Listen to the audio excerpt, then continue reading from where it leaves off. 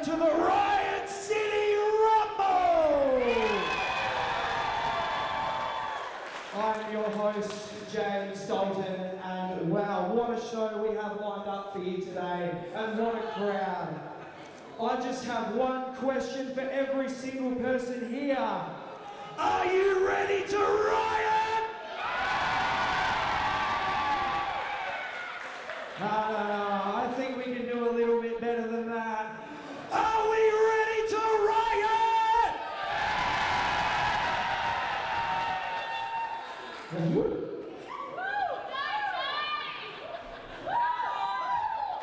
The following contest is scheduled for one fall. Introducing first.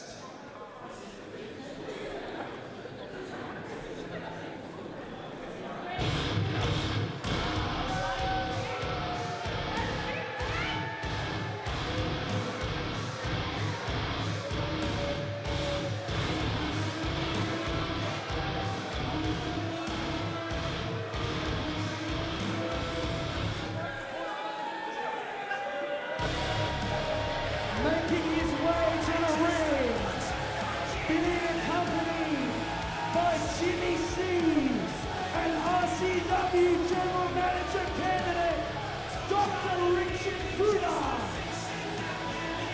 Weighing in at 85 kilograms, he is the Alchemist, Jett.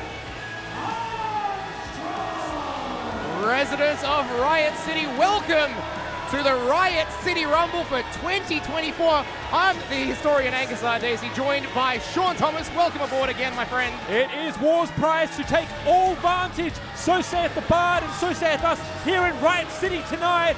By the end of tonight, we will determine who will be heading on to the main event to grab that grand title opportunity at Battle for Supremacy. That's right, but not only that, we've got another C4 Absolute Grand Prix match, and of course, Matt Hayter finally gets his hands again on Chris Basso for the RCW Grand Championship. It is all happening tonight, ladies and gentlemen. We are starting with the lockup for Liberty here tonight. Once more into the breach, we are going to see Jett Armstrong going one-on-one with Downunder. If you have been undecided on who to vote for the general manager, now's your last chance to make that decision.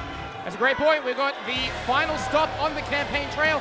Later tonight, the votes will be tabulated, Sean, and we'll have a new general manager for the first time in over 2 years. Is it the cheese, please, or it's martial law? I mean, I've got, apparently, other side. There we go. I'm for cheese, please. It got pinned on me by Gouda himself. And, of course, I'm going for Big Brodie Marshall. I want to instill some martial law here in the Riot City Wrestling. But we've got Jett Armstrong in the ring right now. He's got his buddy, Dr. Richard Gouda, who would love to get the win here tonight and become the general manager later when the votes are counted, Sean. Look at him already grabbing new people, got those pins at the ready. I mean, at this point, I really don't know what a regime under the good doctor would be like. I mean, what really is it? What are his policies? Oh, what is anyone's policies?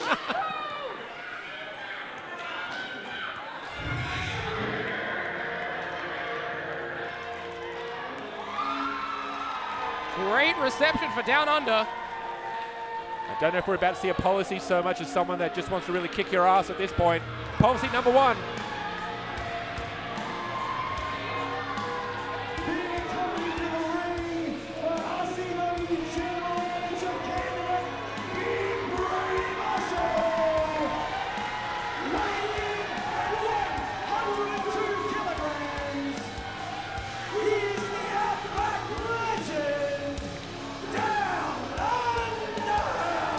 Notice there was no pomp, there was no fanfare, just beelining straight for the ring. Downunder is ready for a fight, looking to rewrite that wrong from just a couple of months ago. Yeah, this is actually a rematch from, 2 shows ago, 2 events ago. Heavy as the Crown, Downunder and Jett Armstrong. They had the duel for democracy. Of course, last event, Mega Slam, we had the Cabinet of Carnage 4-on-4 elimination match where you called it. It was a landslide. Landslide for Team Marshall, and tonight we've got the final encounter. It is the lockup for Liberty. You know that Downunder is not going to make the same mistake twice. It's that smash mouth style. He's going to kick Jett Armstrong's teeth right down his throat. At least that's the game plan, as far as I'm sure Big Brodie Marshall and Downunder have discussed with each other. Yeah, Kill the man. We will find out. We will certainly find out. Of course, the winner of this match won't determine who will become general manager. The actual votes are going to be counted. There is a real-life polling booth in the corner of the venue of the Goodwood Community Centre. By the end of tonight, either Brodie Marshall or Richard Gouda is going to be named the general manager of RCW. Who's leaving? Downunder is looking as Big Brodie Marshall's out of here. Where's he going? Where has he gone? Oh, wait a sec. There we go. What's that comfortable ringside seat? I mean, you got to relax and, you know, just sit back and watch your man beat the holy hell out of another individual. He's got 3 chairs. One, I'm assuming, for himself, and the other 2 could be for Jimmy C and Dr. Richard Gouda. He's making sure that they do not go anywhere, that they do not interfere in this match. Solid plan by Big Brodie Marshall. Great plan. How do you say no to the big man? Just sit on the chair. Yeah, this will keep it fair and square. Look at the grin on Downunder's face. There you go. That is a game plan ready to be enacted. Now he knows it's just going to be, he knows now where the 2 scoundrels are, and he can just focus on the Alchemist. That's right. Big Brodie Marshall's going to have his eyes on them the entire time. You've got to believe, Sean. I mean, you talk about the expression on Downunder's face. You see the worried expression on the face of the Alchemist. Obviously had another plan in mind as the bell is rung 4 or 5 times. We've got a weird bell apparatus tonight. We are locking up for Liberty. We've got to make an emphatic bell noise. Liberty Bell, as it were. And now, match 1 is underway. Already backed into the corner there. Jett Armstrong wisely creating some distance between him and Downunder. Well, Downunder, he's got the height, he's got the strength. Jett Armstrong with the experience advantage. But these 2 have met several times over the last few months, so you've got to believe they know each other fairly well by this point, Sean. You have to wonder what exactly is the strategy going into a match. You don't want to, as I said, you don't want to make the same mistakes from earlier. You really don't want to do that. You're not going to go chop for chop with Downunder here. Really not wise to get into a fist fight with the man, but you know what? He is the Alchemist. Again, are you lulling your opponent into a false sense of anger to take advantage of? Well, this is interesting now because, you know, you don't know if at this point during the match, Jett might have had a chat to Gouda, might have had a chat to Jimmy. They could have gotten involved, but at this point, they're sitting there ringside with Big Brodie Marshall. My God! Opening lariat to start this contact. Lock up for Liberty indeed. Yeah, lock up for Liberty. Do we get a lock up? I don't know. Downunder catching it. Ooh, Jett Armstrong could be looking for that camel clutch. Straight away, and now already had it scattered. Jett Armstrong scrambling out of the ring. And his life flashed before his eyes. Yeah, and we've seen that camel clutch being put to good use by Downunder as of late. Would have been a second landslide victory in itself. Imagine this match is over in what, 2 minutes? Oh, well, what was the last match? Like 3 minutes? And oh, here we go. Oh my God. Well, okay, there's option B. You don't want to be in the ring with Downunder, you can deal with martial law. Yeah, and what are Jimmy and Jett and Dr. Gouda going to do about it? Look at the size difference between, oh my God. Just barking to sit down. See, that was basically a look and a word. And a single hip toss, and we are back to the 2 men in the ring. Downunder, stinger splash. Downunder, up and over, straight into the Alchemist. Now calling it for again, jumping to the well. Oh! And I was watching that, I thought Jett might have had him scouted, but not on that occasion, Sean. Again, you really do not want to try and, like, bump strength with Downunder. I don't know if Jett was trying to kind of meet him with a chest bump of his own, but to no avail. Downunder now off the ropes. Is a little bit of a Texas 2-step there, dropping the leg. Texas 2-step. Oh, just the 2. There you go, there's a campaign promise. More of Downunder dancing. And more Texas 2-steps, please. And more of calling for it. Yeah, this could be over quickly. Here we go. Jackhammer, no. The Alchemist slides down the back. Ducks the line. My God, what in the hell? Oh, but Jett had him scouted. Downunder, as of recent, has taken to the ropes a lot more, and it takes me by surprise every single time. Yeah, Lucha down under here. Jett, though, did have it scouted. Perhaps Downunder's been relying too much on that cross body. And Jett look, he's working on that arm there. He's trapped that arm around the turnbuckle, around the top rope. Got to be careful there not to get disqualified. We have that 5 count in effect. This isn't no disqualification. This isn't 4-on-4. Oh, this is classic Jett Armstrong right now. The arm ringer, bringing Downunder down. Just the one. And we know he loves that Armstrong bar, Sean. Let me say what you want about the Alchemist. He is a man that knows how to dissect you piece by piece. He unfortunately does rely on that outside advantage a bit too much, and it's so sad because he simply does not need to. He doesn't. This man is a former Strength Cup winner, a former Key to the City holder, a former Emerald Crown holder. he doesn't need the shenanigans, the outside distraction. He can get it done on his own, but he's just taken the easy way as of late. Yeah, it makes me wonder, you mentioned all those accolades. What has Jett Armstrong been promised in this election? Is he, what is he, first man? Is he the chief of staff? Is he That's a good question. Chief of breaking down on his arm, perhaps? Oh my goodness. And you know, there's no hurry here for Jett Armstrong. He's taking his time now. I've got it. He's the head of the armed forces. Oh, very good, very good. Took me a... The Jett Armed Forces, I like it. Oh, single arm DDT, cutting down under the size. Yeah, he has found his mark, and he is applying the pressure.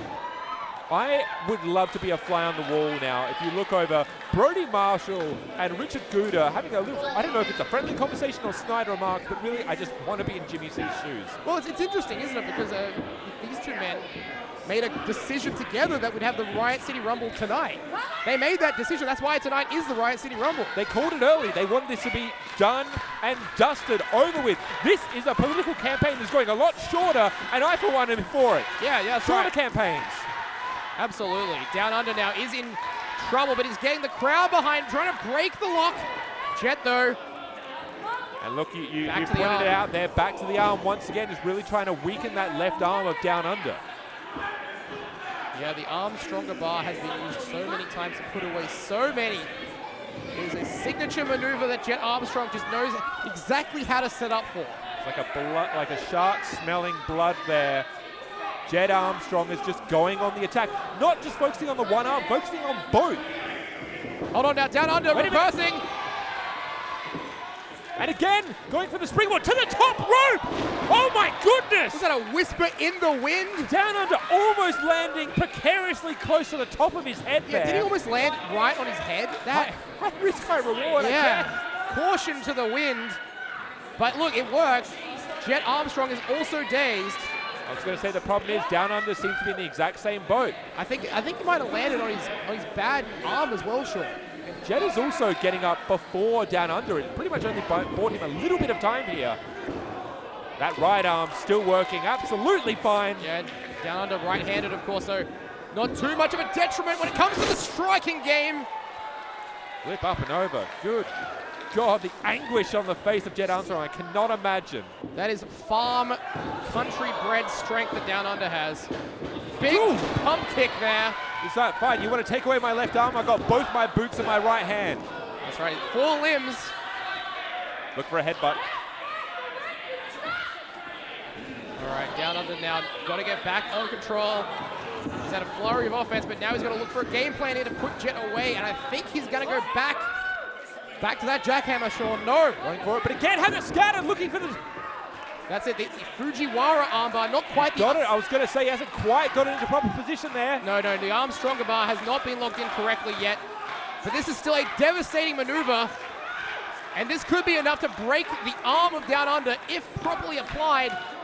Downunder, you can't... Wait, oh my goodness, there we go! There it is, that's the Armstronger bar! You can't quit this late into the campaign! That is the Armstronger bar. Downunder has no choice, he's got to get to the rope, Sean. In the 11th hour here, you can see Brodie Marshall on the outside, willing on,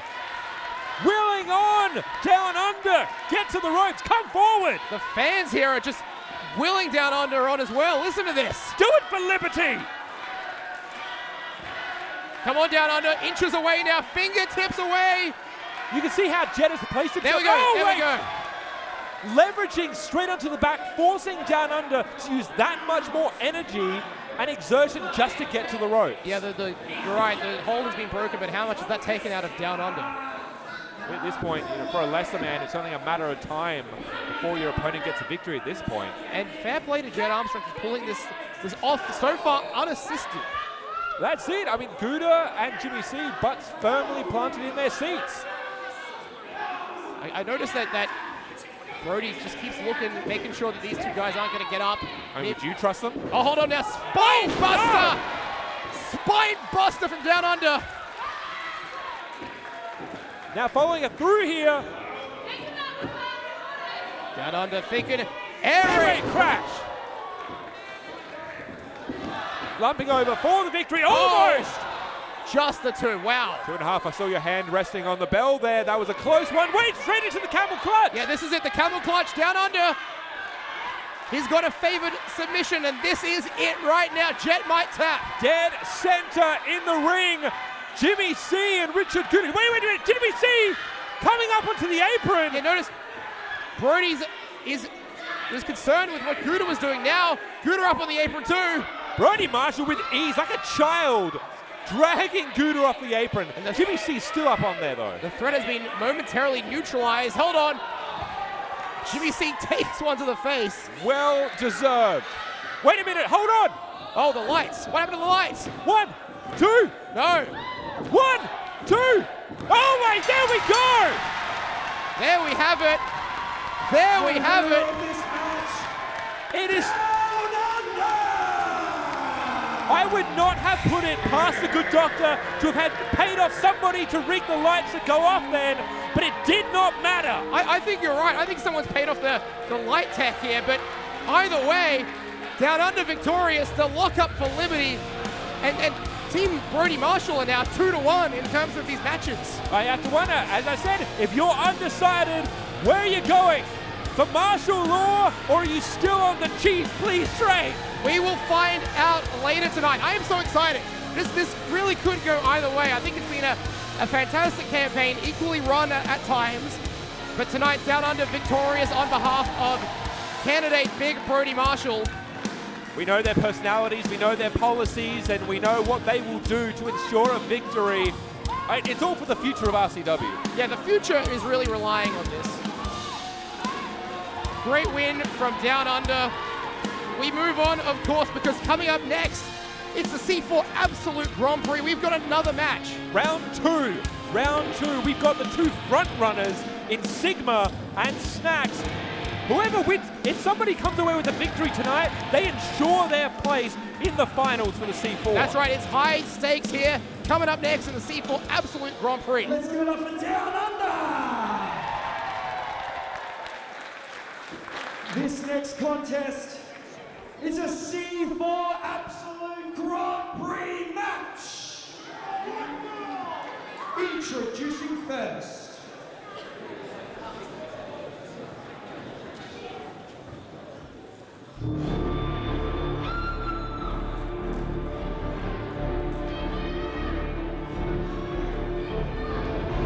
Well, it is time for the other 2 men to have their second round match. We've got Snaxx and Sigma, as you rightly pointed out, they're both on 2 points.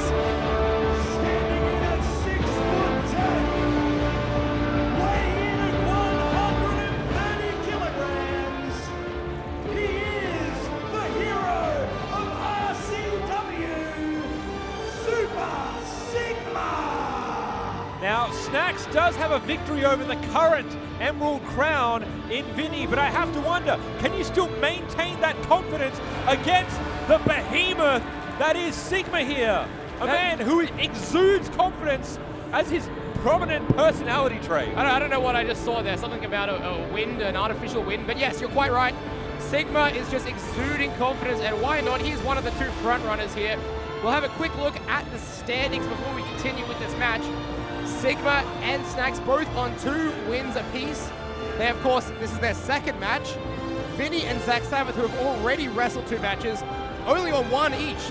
Things are looking hairy for our Emerald Crown holder, Vincent DiMaria. That's it for Snaxx and Sigma here tonight.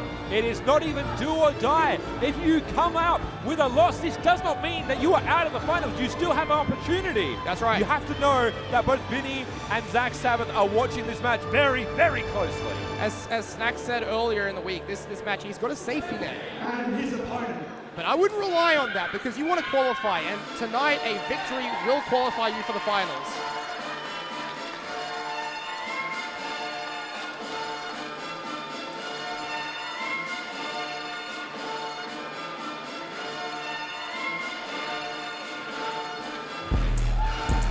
From Adelaide, South Australia, this is Snaxx. At another day, at another time, this man would right now be the Emerald Crown holder. He holds a victory over the champion, the only person in the tournament to do that thus far. That's absolutely correct. He is the snack you find on your pillow, the after-dinner delight himself, and the front runner. He coined that term for himself. He considers himself to be the front runner, and a victory tonight will ensure that he goes on to the finals to face either Snaxx, Vincent DiMaria, or that man again, Sigma.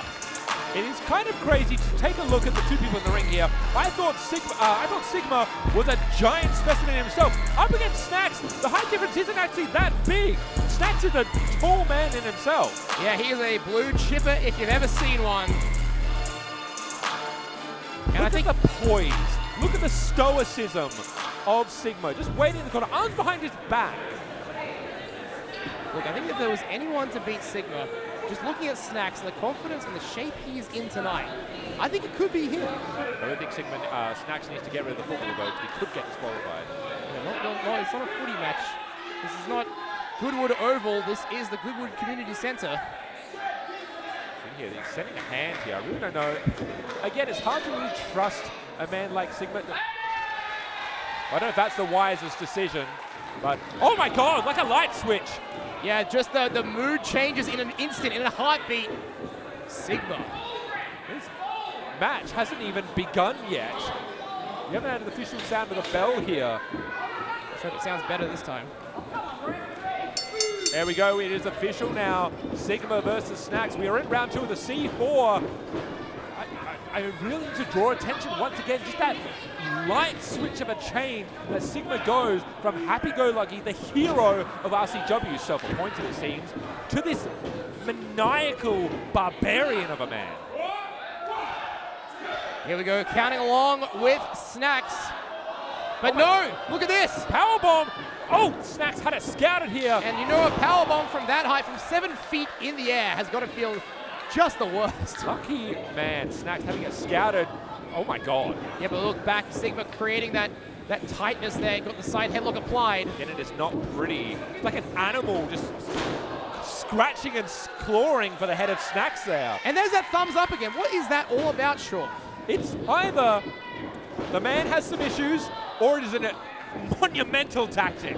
Is this guy just like the most smug, arrogant guy you've ever seen? Look at this, the atomic drop followed by a smirk, a laugh. Yeah, right to Snaxx's manhood. Coming through, had the lariat scouted here. Wait a minute. Oh, there we go. To the deltas. One of his own from Snaxx. And we haven't yet heard from Sigma on his thoughts. Oh my God. A front drop kick. Did you see the height Sigma cleared there? That would have smacked Snaxx right in the face. Yeah, that's impressive stuff from the big man. There you go, taking a breather. But yes, we have not heard yet from Sigma on what his motivations in the C4 are. Of course, Vinny's the champion. He's got to hold on to his title, and he needs to prove himself. Zach is the veteran and the legend who might retire. Oh, Sigma using a well-placed shield at his disposal to prevent the suicider, I'm guessing. Yeah, you're right, I think. And of course, Snaxx considers himself to be the front runner. But what is Sigma? Is he the spoiler? Is he the smugness? What is he? I mean, for Snaxx, it's pretty clear. He's had a bit of a chip on his shoulder, coming kind of second to Vinny on a number of occasions. This C4 round 1 was a bit of a vindication for him. It was, absolutely. But for Sigma, he kind of just appeared a couple of months ago, just ran roughshod over all 3 other members who at the time had been entered into the C4. He had not. Yeah. He basically brutalized his way into the tournament. Yeah, he never won an official qualification match. He just appeared out of nowhere like a superhero, I guess. I mean, who's going to tell him no? I'm not. Yeah, me neither. I've tried to talk to this guy backstage. He just doesn't give you anything. He's a mysterious character, is Super Sigma. He smiles is what he does. Oh my God! Oh! I don't care how tall you are, that is gonna hurt. Can superheroes break their hands? Can Superman bleed, I guess is the question, right? Oh, do you think that same hand, you need to be careful there. It could be injured. Hold on. Oh my God! Did you see the hang time that Snaxx got and landed his spine on that steel there? Just threw him up like a football. There is a steel beam on the apron, and that is exactly what has collided with Snaxx's spine. As they say, the hardest part of the ring. Straight over the top, stalking his prey here. Hero of RCW indeed. Now he's just got to pick apart. Oh wow, what is Snaxx? What is Snaxx doing here? Oh, Sigma doing here, I should say. He's got that arm ring. I see, he's going a bit old school. Oh jeez, the balance involved for a 7-footer. That is genuinely impressive. Look at the pace. Look how it's slowed down immediately. Right now, Sigma just lackadaisical, taking his time. Is that a thumbs up and a clap? The man's just enjoying it. This guy's so disingenuous, Sean. He's so disingenuous. And now, right now, oh, hold on. Snaxx fighting back, though. You love to see it. I mean, counterpoint. Maybe he just enjoys it. This could be the thing. Maybe he just enjoys this entire process. Well, the punishment, and that is an interesting hold there. We know that Snaxx has had issues with his shoulder in the past. He dislocated it, and it cost him a lot of time off his career. So I have absolutely no doubt that Sigma has had that scouted, had that planned. He's coming here to tear this man to shreds. Oh, European uppercut. Again, remember what is at stakes here. Regardless, if you win, regardless of whether Vinny finds himself in the finals or not, you have the opportunity to become the Emerald Crown champion if you win this match. That's right, and of course a draw would put both these guys on 3 points as well, which could put some things into jeopardy for Vinny and Zach, of course. That's a very interesting point. You kind of got to look at, we talk about the fact that Sigma, if Sigma wins here tonight. Oh, hold on, the Snaxx handle, Sean. That's right, the Snaxx handle. Regardless of who wins here tonight, we've talked about the other competitors here. And while Snaxx comes to the rope, we'll have a think about Vinny and Zach Sabbath. Oh, there it is. Oh my God. The swanton, but he misses. He misses it this time. Oh no. You know, forget about the others. Look up in the ring here. Up, down. Oh my God. Choke slam. With authority. No. Kick out from Snaxx. Snaxx kicks out. He lives to fight another day, Sean. Emerald Crown etched firmly in the minds of both competitors here. He's laughing it off. Doesn't this show you how valuable the Emerald Crown is, though? All these men just putting it all on the line over 3 grueling matches and then the finals to become the Emerald Crown holder. I love this. The psychology as well of the fact that you can defeat the champion and you don't get the title. You do not get the crown. The psychology of seeing a 7-foot man now climb up to the second turnbuckle. What is this? He's taking a bit too much time here. Snaxx is going to counter. Oh my God. In a single leap, Sean, in a single leap. Leaping over a tall building, grabbing Sigma up and over. Bouncing high up in the air. Did you see what happened? The recoil there. Cover, Angus. 2. No. Oh my goodness. Honestly, I thought that was over there. I thought Snaxx for sure. What in the hell do you have to do to put a man like Sigma down? How do you chop this big man down to size? We saw him last time. He absolutely picked apart Zach Sabbath. Yeah, you have to find his kryptonite, don't you? Wait a minute. Oh! Skyliner. Super Skyliner. Well, I think we got to the final panel of this comic book here. Here we are, the oh my God. Elevated Oh my God. Last ride for Snaxx. And that's it. Well, the winner of this match, Super Sigma! There's a man that has punched his ticket. It is now guaranteed 50% chance that soon Sigma is your brand new Emerald Crown holder. Yeah, that's right. Let's bring it up. The final standings now. Sigma, regardless of what happens in the next match, he is on 4 points, which means he is guaranteed, he is locked in for the finals of the C4 Absolute Grand Prix after only 2 matches, Sean. See, now I have to start wondering, you have to do the maths here. For Snaxx, if Snaxx wins his next match, if Snaxx wins the next time he comes up, which will be against Zach Sabbath. That's right. He punches his ticket into the finals. However, if I've got my maths right, for Vinny and for Zach Sabbath, not only do they have to win their match, in the other match, the other person has to lose. Whoa, okay, you're gonna have to draw me a diagram for that or something. That is very complicated. If Zach wins, Vinny has to lose. Okay. If Vinny wins, Zach has to lose. So what you're saying is that Zach and Vincent Di Maria do not control their destiny. Absolutely not. There may be a tie situation here, and I don't know how that factors into the C4. This is wild. Stay tuned, guys. Stay tuned. My brain's broken. Let's go back to James Dalton. We'll think about this a bit more. Ladies and gentlemen, please welcome the Master of Mayhem, Havoc! Well, we know Havoc was scheduled to appear here tonight, but what does he come to talk about? I know it is a very special anniversary that we have here for Havoc this year. And it could just be as simple as that.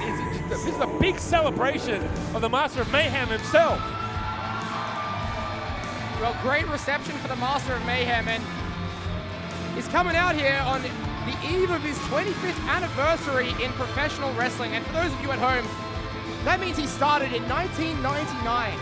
We owe a debt of gratitude to this man for building up the scene that we know now as South Australian wrestling. I was 8.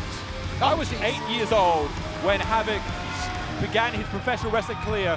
The man looks just as ripped now as the time he started. He's in phenomenal shape. No, he looks better than when he started, actually. He's looking great. And you know what? Maybe he's here to say he can go for another 25 years. I believe it. The fans love Havoc, and the little kids love Havoc as well. I would be 58.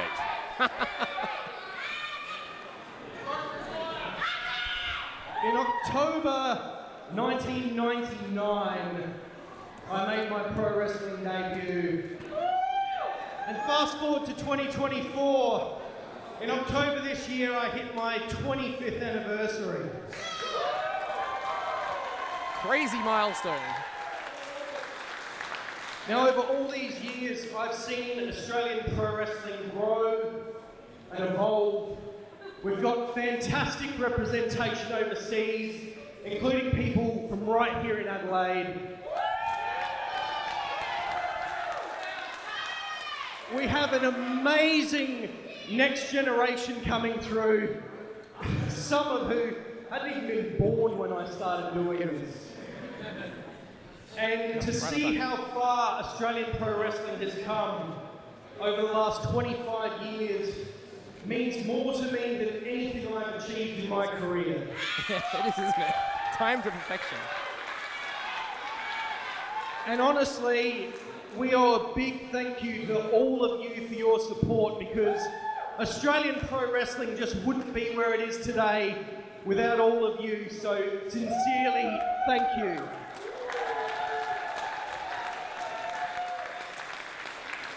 Now, RCW has given me the opportunity to pick an opponent for a 25th anniversary match in October, and I have decided who I would like that to be. Now, this person is a pillar of South Australian professional wrestling. They have overcome immense personal hardship to still be doing this today. They fight with absolutely everything they have and with absolute integrity. And for all the years we've both been doing this, we have never faced off one-on-one. This person is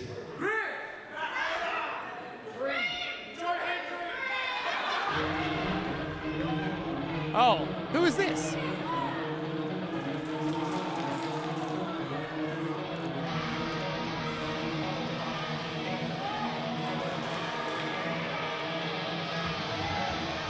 I mean, stay in your seat, Angus. Yeah, that's the bitter old boss, and that's Bob.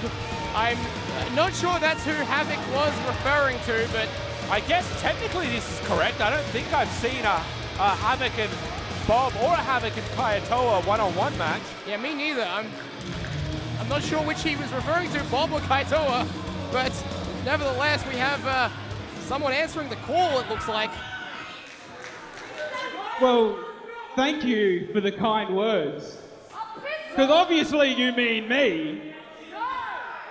I mean, no one embodies all of those qualities that you just spoke about more than I do. Now think about our history, Havoc. Way back to the original Monster Factory with Cole Devani. And you're right, you and I, we've never faced each other one-on-one. And I will gladly accept your challenge. And Havoc, I'm going to hit you so hard, you might even sprout some hair again.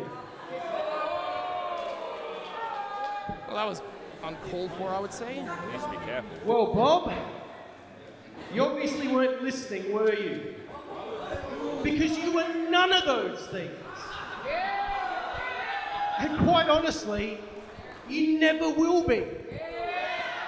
Oh, well, changed my mind. I think Havoc might need to be careful here. Yeah, especially when there's two out there, both Kaitoa and Bob. Wait a minute! And there we go. Havoc's got some tricks up his sleeve yet. Watch out for Bob, though, the numbers game. Oh, good God. Okay, Catching here up. we go. Straight away, Bob and Kaitoa with a 2-on-1 assault. Yeah, the tag team champions taking it to Havoc. Devastating him. Two men, wait a minute. That is Matt Grimm Basso. Oh my God, like a bat out of hell. The Viking is here. The Viking is here. And I don't think Kaitoa has realized it. Now he has. Gonna say, I think he may have forgotten that he got thrown off a balcony by that man. Bob sent out through the middle rope. Havoc coming through, up and over, Kaitoa. Bob cleared out of the ring. You want to talk about a matchup? Yeah, Havoc and Grimm working together here. Sending the tag team champs scuffling.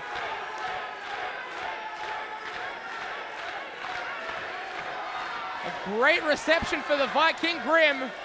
Tag team champions running with their tail between their legs, coming up here again. Angus, dangerously. Yeah, I'm watching Bob. No, I feel like I've been wrestling for a long damn time. But Havoc, you were already the man when I was just starting out. I was just a little rookie. And this guy over here was already bringing hardcore wrestling to the masses.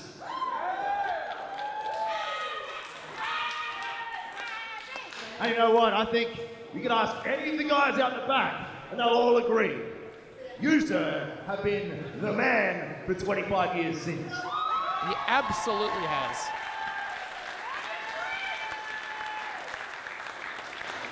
You and me, mate, I mean, I feel like we've been walking on two different sides of the same fence this whole damn time. You are a master in this ring, Havoc.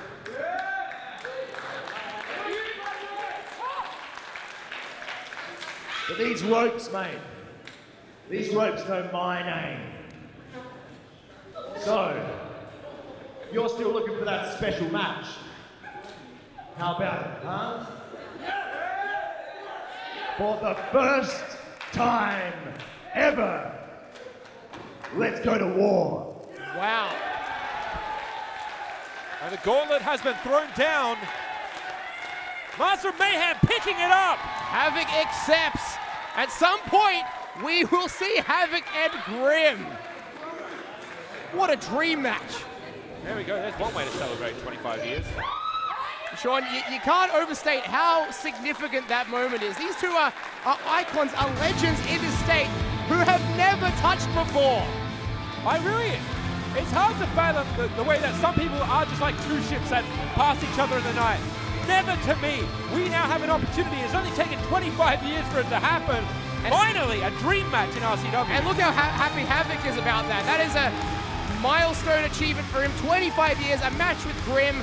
What more could you want out of wrestling, Sean? I mean, speaking of Grimm, he has to remember that he has another duty here tonight. He's going to be donning that referee's garb here to take on the responsibility of trying to separate Matt Hayter and Chris Basso from tearing each other apart with the grand title on the line. Yeah, that's a huge match coming up next. Grimm has a serious responsibility on his hands officiating that one. Let's go back to James Dalton right now. This next contest is for one fall. Introducing first.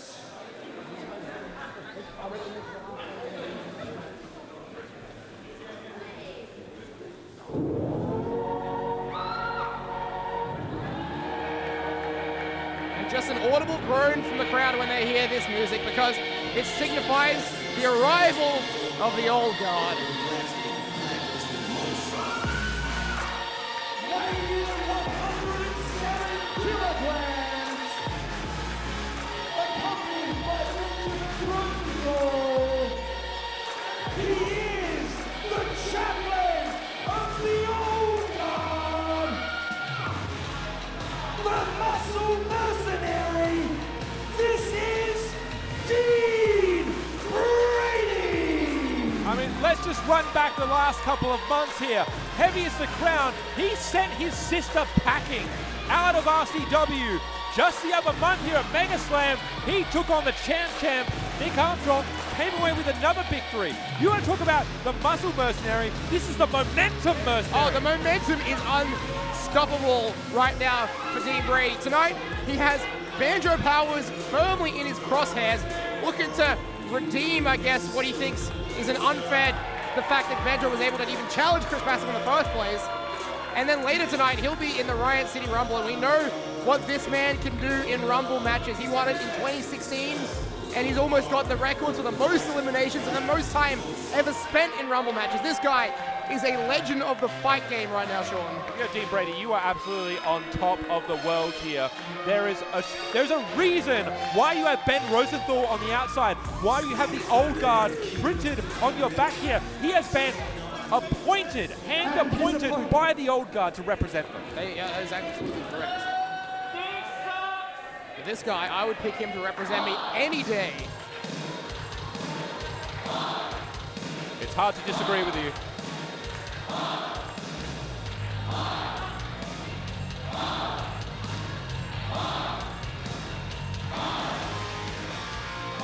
By way of Sydney, but now calls Adelaide home. He is #hard. This is Banjo Powers. You have to know it has not escaped Banjo Powers' notice that as far as Battle Royals are concerned, it's kind of, he is the king of them for 2024. The king of the Battle Royal, I like it. Well, also this match, we have the current holder of the Big Shed title, because he, of course, Banjo Powers, won the Royal Park Rumble, and then last year, the inaugural winner, Dean Brady. So a lot of history here. This will be a very interesting matchup with some serious Rumble match implications to come later tonight, I am sure, Sean. We know both these men are in the Rumble, both these men looking for an opportunity. But again, adding up that momentum, but also trying to get into the head of your opponent here. These two are odds-on favorites to win the Rumble, to go the distance. I would absolutely put my money on either one of these two men. The form Banjo Powers has been in of late is undeniable, but of course, sending Delta out of Australian wrestling, I mean, come on. How can you go past that with Dean Brady? Dean Brady is operating on another level here. He has ascended his game to a brand new format. He has ascended, as it were. I mean, he's not exactly the best human being, but as a wrestler here in RCW, he is damn near untouchable at the moment. Yeah, and the fans have not forgiven him for what he did to Delta. On her last one. All right, here we go. Bell sounds. We have a singles match here. Banjo Powers and Dean Brady. Remember the last time we saw Dean Brady in a pool of his own blood, in a pool of his sister's blood, they went to war for damn near over half an hour. Yeah, close to an hour that match was in the end. But Banjo Powers, he is hard tonight.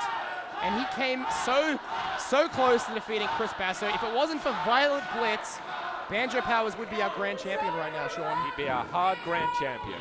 And he's not afraid to shove back. Oh, whoa. Okay, nimble referees. As you can see, this is exactly what Banjo Powers has over the Muscle Mercenary. Is that quickness, the dexterity. Yeah, but how good is quickness when you're the strength of Dean Brady?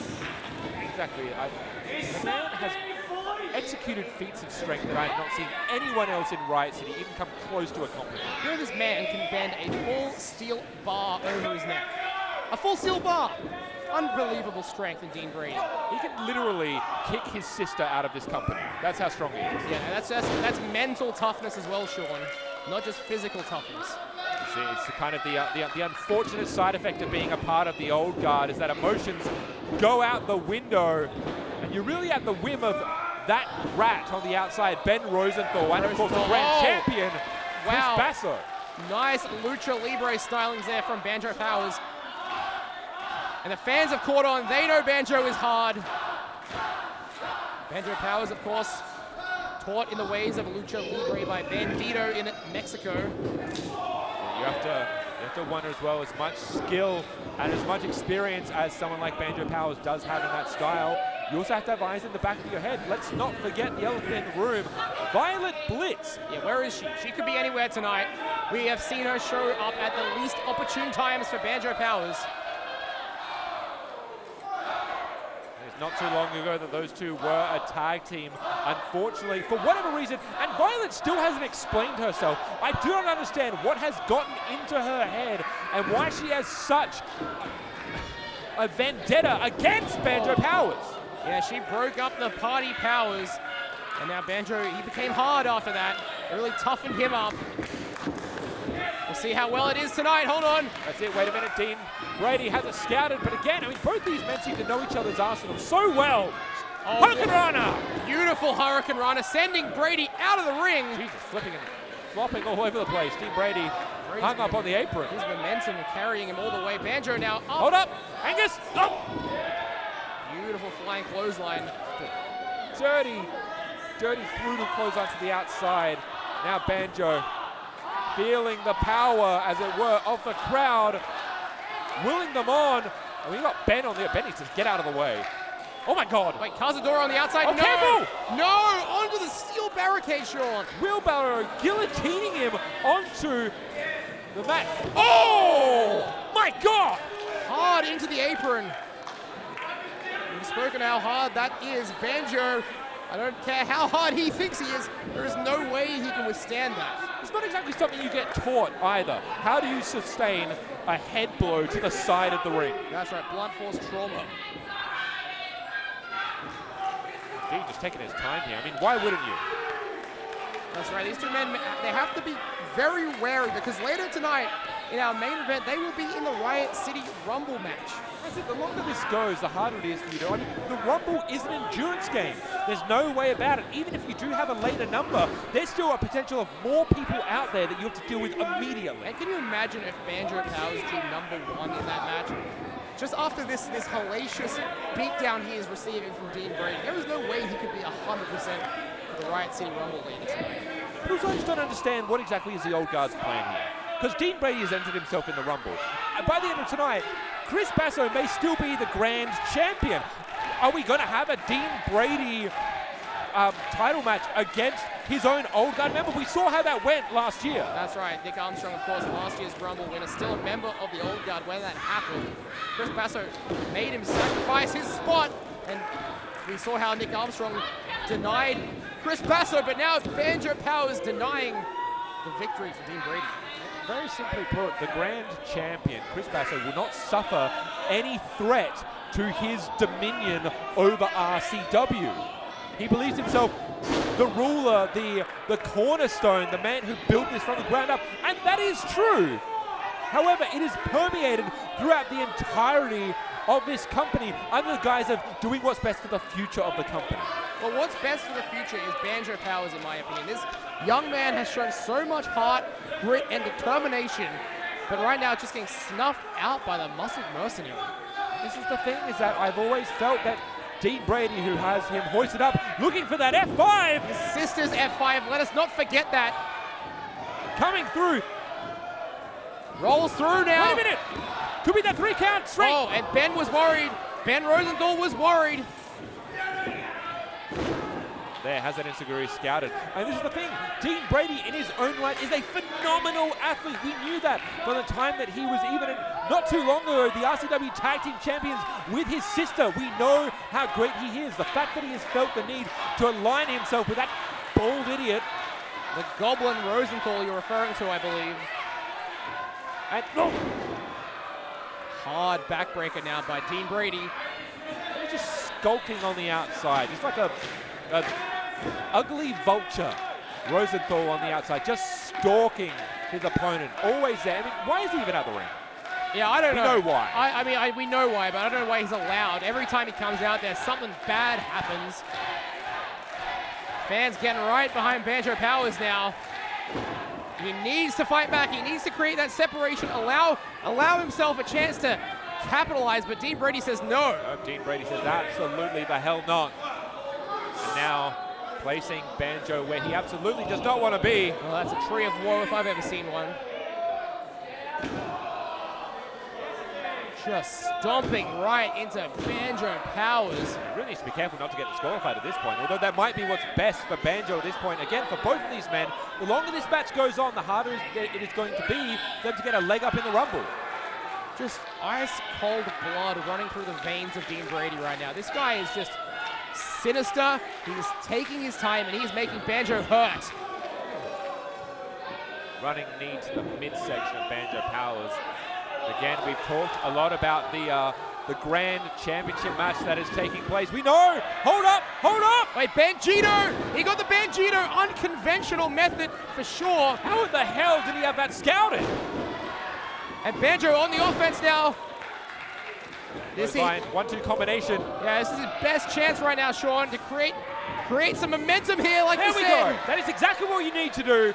Create that separation. Don't let Dean Brady get too close, and look for ways to negate and mitigate that power game. Hold on, Banjo, tope, suicida! Getting deja vu, the last time Dean Brady was this close to us heading up the ramp, he ended up getting a face full of fireworks. Oh, he did, right next to us, actually. I apologize for our involvement in that match.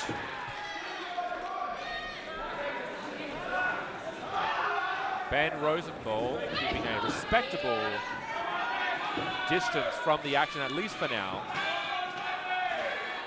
Banjo, he has to find something big here, something high risk. Of course, there is a chance it will backfire on him, but he needs to try. It was made abundantly clear at Mega Slam that Banjo Powers belongs on the main event stage. He absolutely does, Sean. We saw this. To sleep. That could be it. It's over. There we go. Lights out, no. Just the two, Sean. Honestly, you want to talk about the tenacity and the will to survive from Banjo Powers. Honestly, I'm surprised he still doesn't have a neck brace on him. That mega driver from Basso was otherworldly. Oh, that super duper Sega Mega Driver spiking Banjo at Mega Slam. Banjo seems to have recovered well enough for another Banjito, but he can't put it away. Muscle Mercenary using sheer force of power and booting him all the way across the ring. Yeah, what a pounce from Dean Brady, who quickly goes into the cover, lateral press, hooks the leg, but just the two. Notice that he took a moment too long, realizing that maybe that was a chance to cover him. Yeah, after the pounce, he sent Banjo pretty much as far away from him as he possibly could. Took a bit too much time there, you're right, Sean. You have to imagine that Chris Basso is going to be far too locked in on his title match later, but lest we forget, Cutthroat exists. Cutthroat could be here tonight. We don't know where he is. He could be in the Rumble match as well. Old Guard always well represented. Hold up, hold up, hold up! Caught! Calculated! No! Bombed! Thunderous powerbomb, and look! Denied! Oh my God! Sit out powerbomb. Yeah, sit down that time. Oh! Just a two again, Sean. And honestly, at this point, you saw the damage that Banjo Powers took at Mega Slam. It is going to take more than that to take away from the heart of Powers. At this point, you basically have to kill Banjo Powers. You got to drop him on his head because he will not kick out. And Old Guard has tried. The Old Guard has tried to do everything they can to end this man's career, end his life, to no avail. Big eventing it. Wait a minute. Coming through, Banjo Powers getting some momentum up and over. There we go. Thought he was going for a deja vu. No, Banjito! Oh! He got all of it. That is the best Banjito I have ever seen. Banjo, you've got to cover him. There's a momentum shifter. Banjo opting not to cover. I really don't know how wise this is, but Banjo perhaps looking for the icing on the cake here to really drive home the point. Where the hell is Ben Rosenthal? Banjo, the splash! Oh, wait! Connected! Two! No! Oh. There he is. What a high impact splash there, but still not enough. I think Rosenthal almost had a heart attack there on the outside. A loss right out to Banjo Powers would just absolutely kill any momentum Dean Brady has built. I have to wonder, is there any sort of repercussions from the other members of the Old Guard if Dean Brady is to come away with a loss? Yeah, but a victory right now for Banjo Powers would cement him as a main eventer. Oh my God! Caught him in midair! That's it. Holy hell! The F5, the cover, 3. Jesus! The winner of this match, Brady! What an F5, Sean! The muscle mercenary, stoic in the middle of the ring, just picked Banjo and plucked him out of the air. And for as competitive as that match was, I felt like that came out of nowhere. This is exactly why the old guard has Dean Brady. This is why you have the muscle mercenary in your back pocket. And whether Basso wants to admit it or not, this is why you don't want him in the Rumble match unless you want to be across the ring from him. Oh, Dean Brady is a threat to anyone with a championship here in Riot City Wrestling. There's no two ways about it. He is on the run of his life right now. He has just gone from strength to strength. Think about it. He has beaten Delta, he has beaten Nick Armstrong, and tonight, Banjo Powers. Who can stop this man? If I'm Chris Basso, I'm counting my lucky stars that this man has had a match before he was in the Rumble. Because if I'm Basso, I have calculated for that possibility. Dean Brady could very well be standing here at the end of the night with a guaranteed title shot. That's right. Admittedly, Basso might not be the champion, but there's the possibility, and that's enough. It's an insurance policy for sure, but we will see these two men later tonight. Dean Brady, of course, looking for their second Rumble victory of his career, and Banjo Powers looking for his first. All that and more on the other side. We've still got a huge championship match, and we'll find out the results of the election. Election season is almost over. Who will know one way or another? Is it going to be martial law or cheese please? Oh, Dean Brady's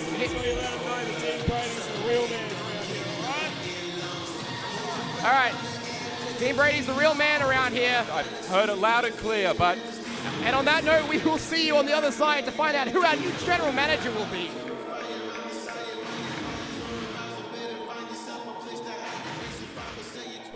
Constitutional issue here. Gentlemen, this is democracy. Stop one on the campaign to crown a new general manager, Big Brody Marshall and Dr. Richard Gouda. It's been over 2 years since we have had a general manager here in Riot City. It could be Brody Marshall, it could be Dr. Richard Gouda.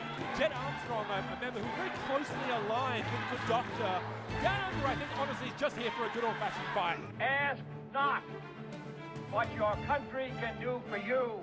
Ask what you can do for your country. You can see the alliance in full effect. Balance of power has swung. The only thing we have to fear is fear itself. He has made men say, I quit to this very move. Both Jimmy C and Dr. Gouda. Jett Armstrong is tapping. The roll up now. One, two. With the rope! With the rope! We've got some difficult days ahead. A well-laid plan has come to fruition. Powerful leadership meeting a lack of leadership. Because I've been to the mountaintop. A date which will live in infamy. We have an elimination match. It's a 4-on-4. Blinken, you might have missed that one. This is what I call carnage. Two general manager candidates getting into it. This nation will rise up. Jett Armstrong is the last man standing for his team. That I have seen war and that I hate war. Can you say landslide victory? That was rigged. This whole campaign has been rigged. I've earned everything I've got. Now a great candidate gives the people what they want. Well, I'm not a crook. Cheese, please. I have a dream. Big Brody Marshall will be your new Riot City Wrestling General Manager.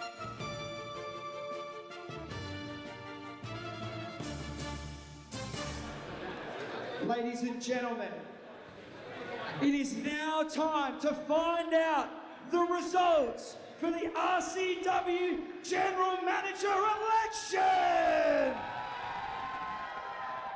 Let's bring out our candidates. First, you got the touch. You got the power.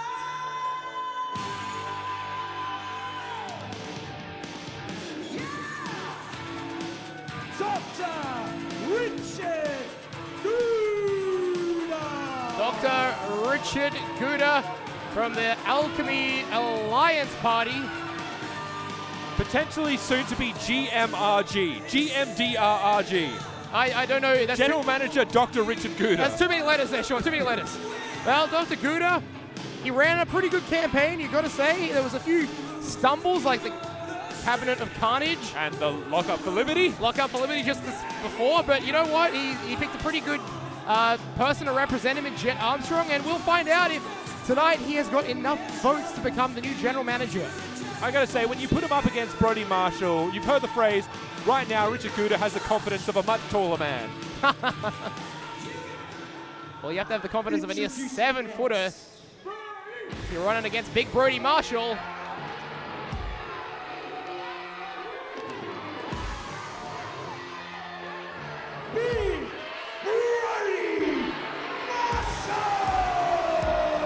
It's kind of a documentary in itself, isn't it? From professional wrestler to color commentator to potentially the new general manager of RCW.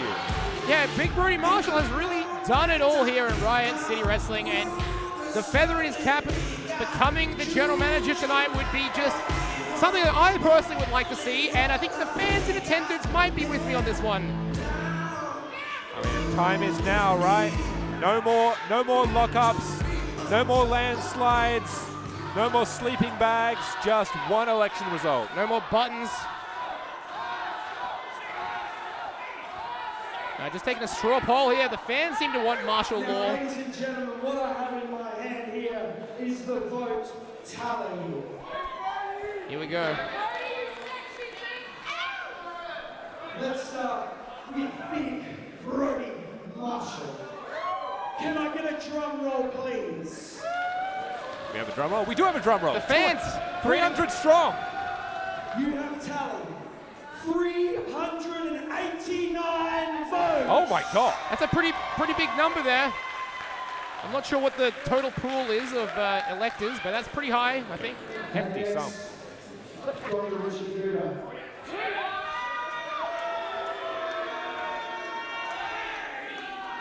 Surely he can't beat 389. Drum roll, please.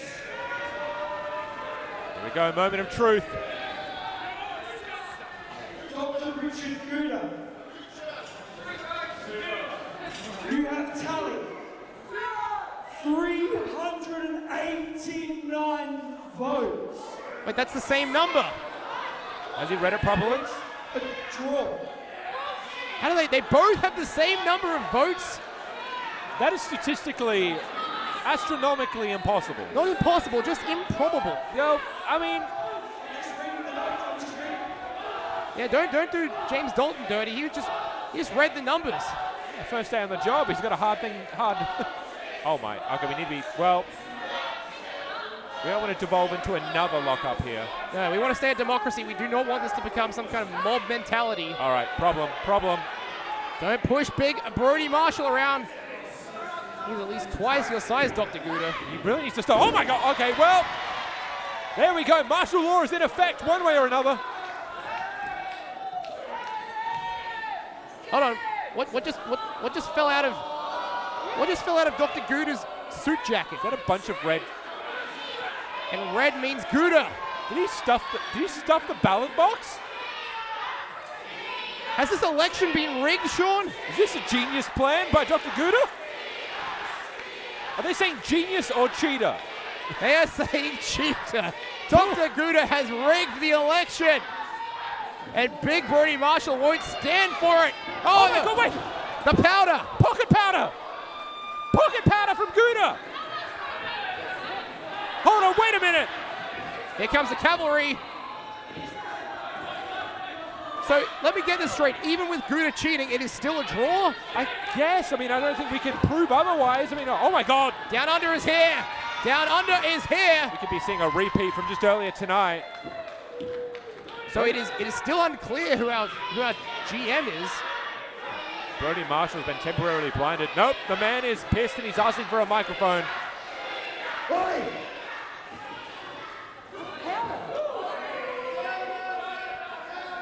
You want to cheat?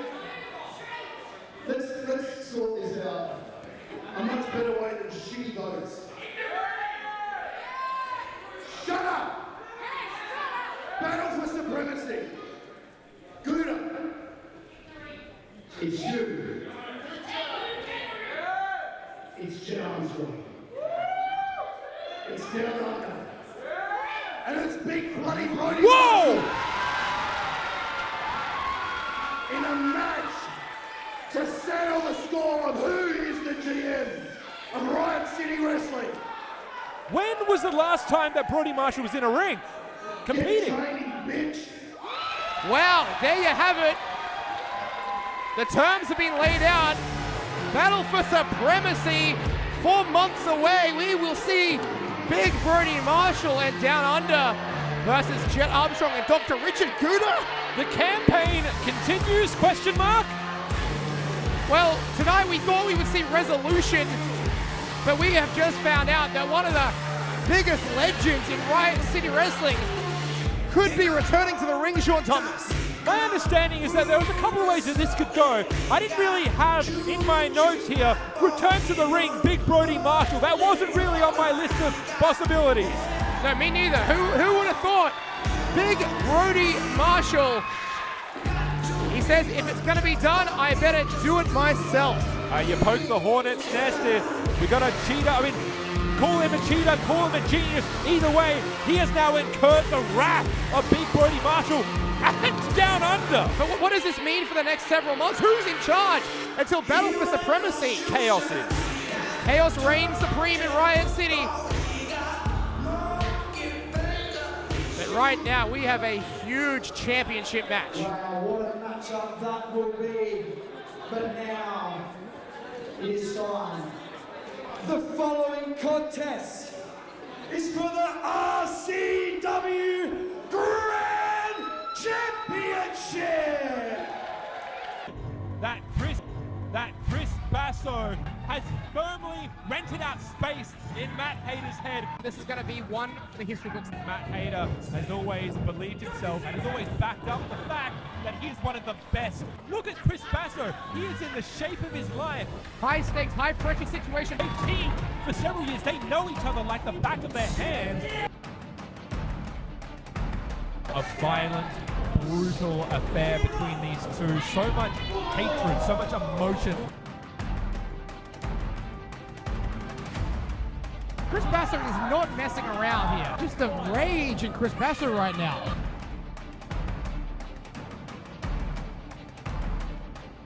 The heart and soul is defiant. Super Oh, kick. no, oh my God! Well, we could have a new champion. Exactly what the old guard had in mind from the beginning.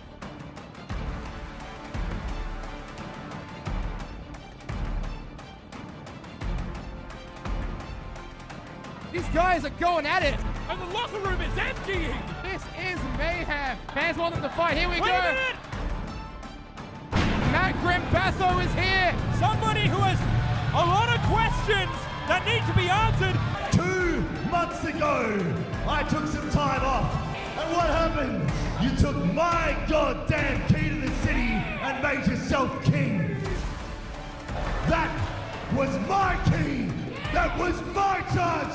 You knew exactly what that meant to me, and you played your goddamn games anyway. August 10th, I'm gonna repay a favor that you once paid me. So let's see. Basso versus Hayter. And this time, Grimm as your special guest referee.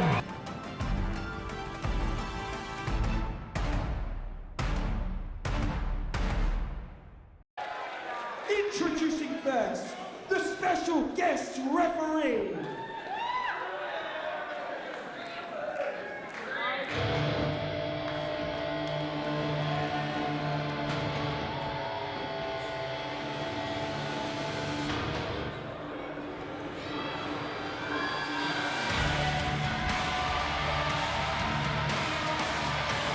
He is the Viking.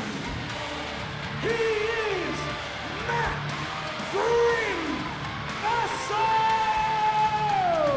History is full of ironies, Angus. It wasn't that long ago in RCW lore where we had Matt Hayter versus a Basso with another Basso as a special guest referee. Now, we're just switching it up a bit, but really the reality's the same. Yeah, who knows what side of Grimm we will see tonight.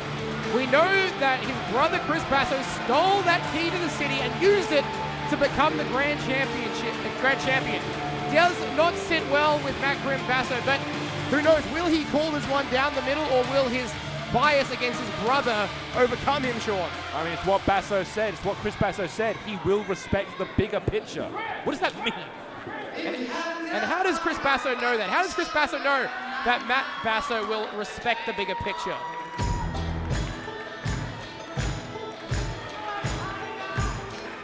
Well, tonight it's about the Riot City Rumble, and we have a former Riot City Rumble winner about to make his way down the aisle.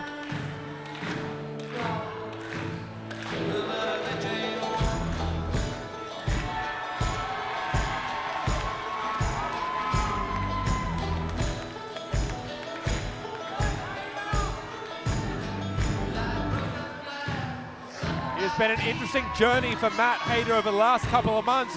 It was Delta herself that wanted the old Matt Hayter back, that thought that the old guard had made him soft, a little bit more trepidatious, a little bit more quick to the jump, and since then, we have seen the old Matt Hayter back, and this Matt Hayter is ready to kick Basso's teeth right down his throat in service of getting that title one more time. Well, it was only a month ago Matt Hayter thought he finally had his hands on his former life partner, Chris Basso.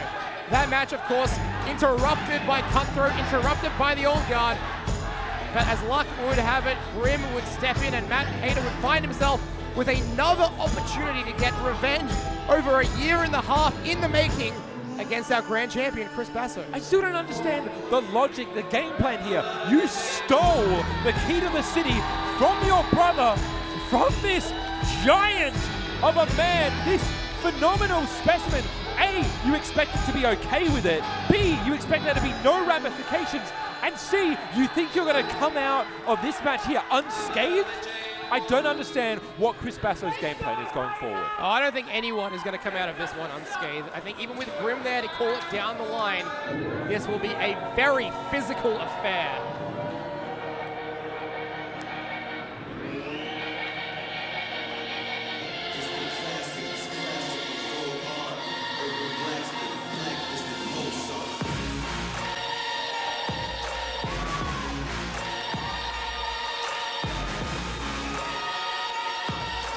And there's the pyro for our grand champion.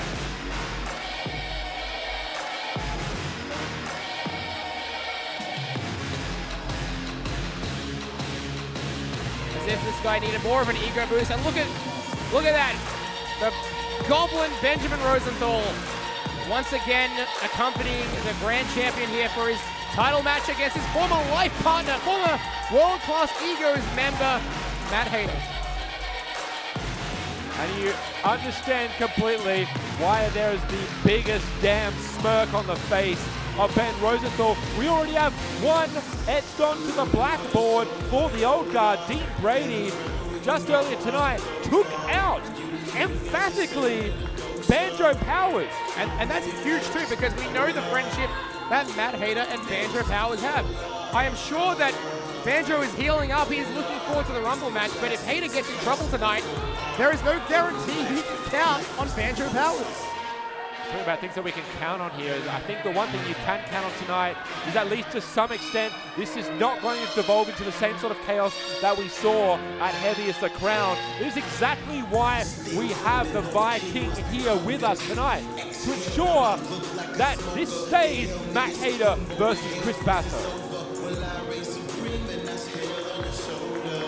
The future is yet to be written on that one, Sean Thomas, but all I can say is I have been looking forward to a fair contest between Matt Hayter and Chris Basso for over a year and a half now.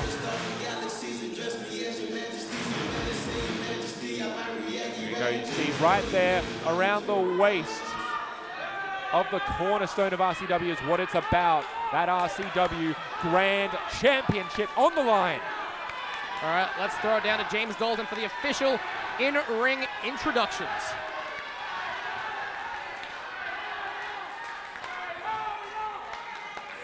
Introducing the challenger, weighing in at 1,000 pounds of pure ego, He is my stepdad. He is the official ego. He is Matt Hayter.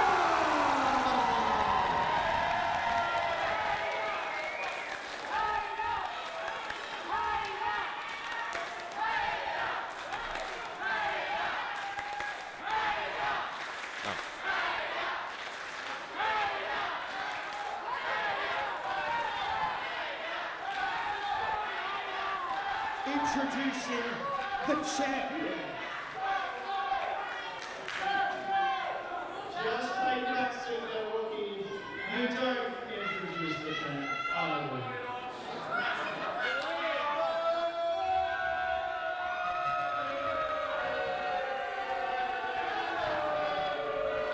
Can we cut his mic off? Please. Hopefully these fans will drown him out.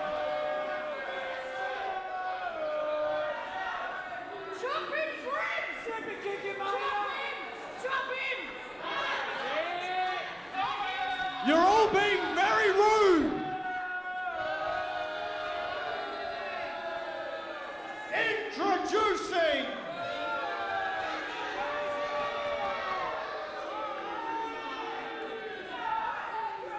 he's the engineer of the old guard. He is your Riot City Wrestling Grand Champion!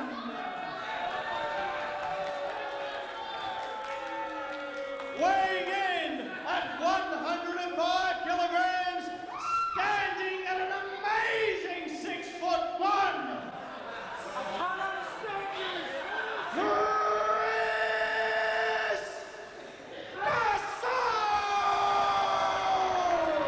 All right, we got that out of the way, finally. It's like two possums crawled down his throat, fought each other on the way, ripped out his esophagus, and then died. Yeah, it's exactly like that. I was thinking the same thing. Just so self-indulgent, as we have come to know from the old guard. But this is it. This is what it has all come down to. Matt Hayter, Basso, and the Grand Championship to be decided with a special guest referee, Matt Grimm Basso. If you are Matt Hayter, do you consider this an advantage for yourself, or is this just another thing that you have to worry about now? The possibility of, will Grimm get in the way? Oh, look, I'll get into all that because there's some choice words that Grimm has had for Matt Hayter over the years. Because this is not as clear-cut as it looks on paper. I don't think Matt Hayter will be getting any favorable treatment from Matt Grimm Basso tonight. He's here to call it down the line. And here we go. Bell sounds. We are underway. This is for the Riot City Wrestling Grand Championship. Chris Basso in his 84th day as champion, looking for his third title defense. How many times have Hayter and Basso shared a ring together? Taking into account not just the times opposing each other, but on the same side. As you said, this is years in the making. If there are two individuals on the roster who know each other inside and out, emphatically it is these two men. Yeah, that's right. These two guys have gone to war both with and against each other. Their first singles encounter was back in 2019. And of course, in that very first matchup, Matt Hayter, he blindsided Chris Basso, low-blowed him, and rolled them up for the victory. Now, 5 years later, you could not imagine Matt Hayter doing that.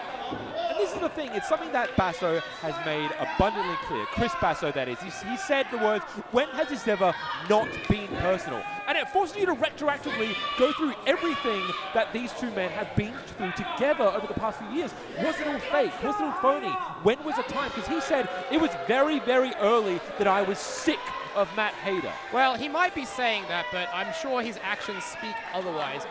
For the near 3 years that World Class Egos were together, it looked like Chris Basso was enjoying every second of it. The Frozen stuff, yes. The dinosaur stuff, yes. The YMCA. These guys, they lived, slept, breathed wrestling together. Look, I'm not Richard Gouda. I'm not a doctor by any stretch of the imagination. But there is a certain sociopathic tendency that Chris Basso tends to exude. The man is a master manipulator. It's not really out of the realm of possibility that this is all a multi-year plan to hinder Matt Hayter from the top. Well, explain to me this then. When Matt Hayter had no one, when Rocky Monero had him against the ropes, who came to his aid? Who returned from injury and helped him win the Riot City title? It was Chris Basso. I just can't believe that this guy was sick of Hayter from the start. I just can't, Sean. I think for Basso, as we'll see tonight, he will do anything to keep his grip on the top. He wanted, by all means, to be away from the one and done execution that Rocky Monero had a stranglehold on the industry, on RCW, in a way that the old guard now does as well. No. It's about who is the king of the mountain. So you're saying it was opportunistic that Hayter was aligned with Chris Basso for all those years. You think it was about Chris Basso trying to rid RCW of an old regime and instill himself back at the top, which he clearly has done, Sean. Here's the thing. It was only a couple of months ago that we saw a brother and sister go to war in a bloody, violent affair to ensure that one is sent off their merry way out of the company. And that's something that you could not have imagined years ago. Here in Riot City, really, what can you trust? Who can you trust? What is real? Oh, yeah, and look at this. Good God! The pain is real right now. That's for damn sure. Look at that. The surfboard stretch bending the spine of Hayter in an angle that it just should not be bent at. Gold makes men do strange things. That was a count there. Just two, says Matt Grimm Basso, our special guest referee. Now remembering, we have to remember, through everything. Again, just classic Matt Hayter, literally running circles around the engineer. Whoa! Responding in kind. That's absolutely correct. Now side headlock applied. Chris Basso sends Hayter off the ropes. Hayter shoulder block. Basso shoulder block, and Hayter goes down. There we go. Knows each other so well. Look, here's the thing. Reasons aside, it kind of doesn't matter at this point. We are where we are. The key to the city was utilized by Chris Basso. Basso took the title from Delta. Matt Hayter now has an opportunity, again for the second time, to silence the champion. Yeah, 2 title shots in a span of 2 months don't come along very often. No! I thought for a second that Chris Basso might have gone for that Styles Clash we've just seen him implement in recent matches. You can see the immense strength. I said it at Heavy as the Crown. Chris Basso was in the shape of his life. He really is. Oh yeah, unquestionably. And so is Matt Hayter. He's been putting in the time at the gym because this match is clearly really significant to both these. I mean, it should go without saying, right? So far, I am actually quite surprised at the restraint and the professionalism that Grimm has shown in this match thus far. I've kind of almost forgotten that he's in the ring currently. Yeah, it's funny that a 7-footer is just blending into the background. Oh my God, Angus! Hurricane Rider! Off the apron, are you kidding me? Matt Hayter, the official ego, landing on his feet. Now that's what you gotta do to get rid of Chris Basso. Send him flying, send him ricocheting to the ground. And Hayter's standing tall right now. Problem is, we saw this exact thing play out at Mega Slam. Banjo powers through absolutely everything at the engineer. He took everything that the engineer could throw at him, and still, it is a tale as old as time. And I just saw Matt Grimm Basso wincing at those chops, and he knows a thing or two about chops. Fun fact, I've been chopped by Grimm Basso. Oh, really? I have been loath to reminisce about that. It is not something I wish on my worst enemy. If that man winces at a chop, good God. And Matt Grimm Basso is probably going to start counting now. Probably got to start the count. Chris Basso's been on the outside for some time. I don't think Grimm fully understands what's behind it. I mean, did you see that? Hayter, I think Grimm got in Hayter's way. I don't think Grimm meant to, though. This is exactly what I was talking about here. Is that, wait a minute. Now Grimm with the assist. Oh! Moonsault. Arihara moonsault. A Grimm assisted salt. What are we seeing here? Our camera's caught every frame of that. The height that Matt Hayter got, unbelievable. Matt Hayter first hindered by the Viking and then immediately helped. I mean, not deliberately, but he utilized the man. That's right. The count is on now, by the way. Up to 3, but Hayter gets Basso back in the ring. And That was a 2, says Matt Grimm Basso. Grimm has been studying the referees here at RCW. You see nice, clean, smooth counts. It's a good count. Evenly spaced. He's got himself in prime position. Great cadence from Grimm. Absolutely great cadence. It's all about the cadence here in RCW. Better than when Chris Basso was refereeing, I gotta say. Of course, we talked about that match. Go back, check it out on the RCW Vault. That was the Grey Street Massacre back in 2022 when Matt Hayter was on the run of his life as the RCW champion, and Grimm was the Strength Cup winner, and they had their big title match. That called for Chris Basso to officiate it. Honestly, good lord, the amount of chops that these two are trying to impart on one another. Oh my god, both their chests are going to look just like a bunch of salami by the end of this match. A bunch of salami. A bunch of salami. Not the metaphor I would have gone for, but you know what? It conjures an image, doesn't it? It's a red meat. Back to the attack is Chris Basso, our grand champion, the engineer of the old guard, as they say. Engineering himself a predicament now. Oh! Oh, he caught in the guillotine here. Yeah, that could still be a front face lock there. If Hayter, no, Chris Basso switching the grip. The strength on display now from our champion. Oh, they're straight over. I thought he was just going to dump him to the outside. He may as well have. And that targets the ribs. Those are steel cables, ladies and gentlemen. Between those turnbuckles, those ropes are steel. That could have seriously broken or damaged Hayter's ribs right there. And really, they fly straight into the advantage of the old guard. I have a question for you. If Matt Hayter loses here tonight, is he an entrant in the Rumble? He could be. Well, we don't know the entire field for the Rumble yet. We know it's a pretty good size, but we don't know everyone, so you're quite right. And Hayter, of course, is a legend of the Rumble. Holds several records. Hold on. Speaking about irony of ironies here. Oh! Hayter had the perfect counter to his own move that Chris Basso was trying to hit him with. He's grabbed the old guards. They call that the Hayter special for a reason, because no one can do that like Matt Hayter. And that is a firm kick, but look, Hayter's up. The chop! Oh, jeez. Did you hear those kicks? And again! Again! Brutal! What do you reckon is the collective noun for a lot of salami? A lot of salami? A flock of salami, perhaps? A smothering of salami? I'm not sure. After all these, the shin guards slamming across the chest, these knee drops, I mean, raw red. These two hate each other so much. And it started from a place of love. The love was real between these two. I have to believe it. To believe that the human condition is capable of such love and such hate at the same time. I just can't rectify it, Sean. It's unfortunately the name of the game here. At the end of the day, you only have so many friends. Case in point, even your own flesh and blood, it just simply does not matter. Yeah, good to see Grimm standing in there, asserting his authority. It is that tough decision you have to make as well. I mean, we really don't want to repeat from Heavy as the Crown, where we saw this devolve into a double DQ. Yeah, no, we don't want to see that. Definitely don't want to see that. However, at the same time, these two have to be let, you know, a bit of lenience, I have to think, just with the animosity there is right here. That's it. Matt Grimm knows his brother potentially better than anyone. They grew up together, knows him inside and out, perhaps more than Matt Hayter and Basso does. In fact, I'm inclined to say absolutely. Oh, jeez. Well, think about the wars the Basso brothers have been in over the years. They've traded the RCW title on several occasions. Could be a disqualification right here. Wisely stepping away from that 5 count here. And, you know, the engineer is going to make liberal use of those counts going forward.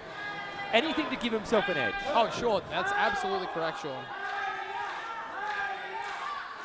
It is very interesting remembering Delta's words about how the old guard has placed Hayter into a different mindset. Now he is right in the thick of it. Oh! He's once again finding himself at war with Chris Basso. Is his emotions going to get the better of him? You know, it reminds me of if you had a workplace relationship and you broke up with that person but still had to go to work every day and see them.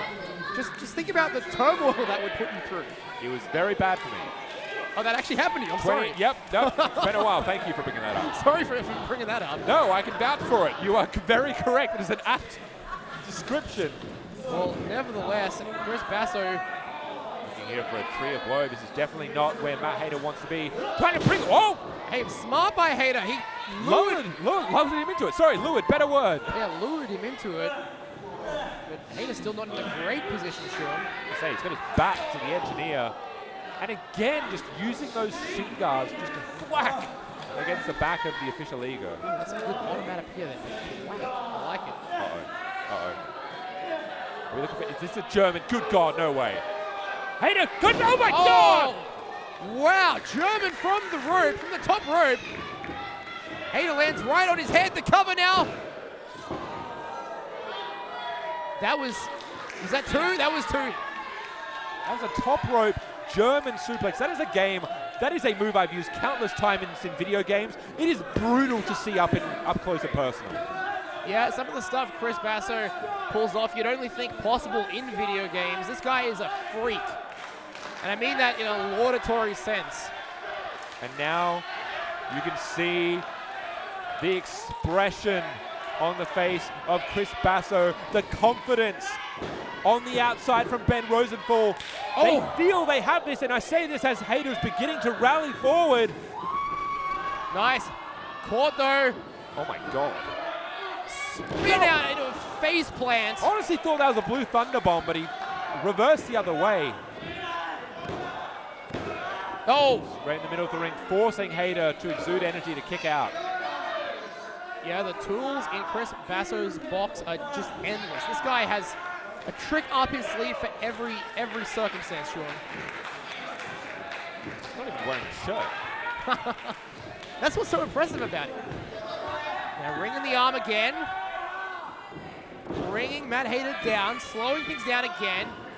See how he's just using the gravity and the momentum and the weight of Matt Hayter against him, forcing him into uncomfortable positions, just molding his body and just to where exactly he needs him to be able to pretzel him into the abdominal stretch like this. Yeah, the abdominal stretch similar to the rings of Saturn as well because of the carotid artery and the pressure being applied to it. This could force Matt Hayter to go unconscious, but he frees the arm there just in the nick of time, Sean. I really cannot see Matt Hayter losing this match by passing out. It's just really not in his DNA. Oh, hold on. Catches the kick there. The quick. Straight a minute, straight up. Oh! Satellite DDT there. Supplanted firmly upon the top, on the dome of the engineer. These two guys, the time is ticking on. Both of their endurance will have to kick in because they have hit each other with just about everything at this point, Sean. And again, I keep thinking about the outside and what is outside of Basso and Hayter here. But that being said, if you are any member of the old guard, do you really risk coming into the ring with this behemoth standing in the ring? Matt Grimm Basso has been running a tight ship, and I think it's really because no one wants to get involved now. Yeah, he's done a great job so far as the referee. The count is fair. It's up to 7-8 now, but both men get to their feet. Could have seen a double count out. Luckily, we did not, and the match continues. But both men very spent at this point. Hayter, Basso, again reminder this is for the RCW Grand Championship. And both men are going to have to think if they come away victorious. We've got the Riot City Rumble match coming up next. The winner gets a guaranteed shot at the title both these men are vying for. All eyes on the Rumble. This is the thing. And it may be the case that if you are in this match, you don't get a spot in the Rumble. You're essentially sacrificing that opportunity for a much more immediate chance here now. Good point. These two men just grabbing each other in a very familiar hold. Can't hear what they're saying, unfortunately, but I don't think there's anything worth hearing, at least not anything we can repeat. Smash mouth style from both these men clobbering each other. This is the brutal match we thought we would get. They are leaving it all out there right now, Sean. And Matt Hayter wobbling on his feet. The official ego is going to muster up some strength. You're going to talk about egos. This almost feels like they're asking for the best of each other. Come on, punch me. I'll hit you back twice as hard. That's exactly it, twice as hard. You're spot on, because look at that. Hayter has just collapsed, and he needs the adrenaline to start kicking in. He needs the fans to will him on. But here comes a Sega Mega Driver, perhaps. No! Hayter counters, but Chris... Up and over. Oh, wait, he's still holding on. He's still got him. He didn't let go of the grip, Sean. Hayter is doing absolutely anything to break the hold. Good Lord. Vicious knee strikes, and still those arms are hooked. Oh, okay. Careful, careful, careful. Wait. We saw a super duper Sega Mega Driver last month. Hold on now. Will we see one again? Hayter is absolutely struggling. He's got himself out. Oh, Hayter, look at this. Down. Just crunching the spine. Dead shot. Oh my God. Was that a 2? That was a 2. I don't think Grimm believes it, but that was a 2. Kudos to the engineer. This is an unbelievable match right now, Sean.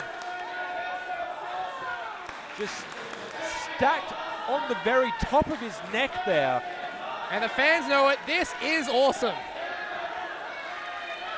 Hayter at least back up to a sitting position here.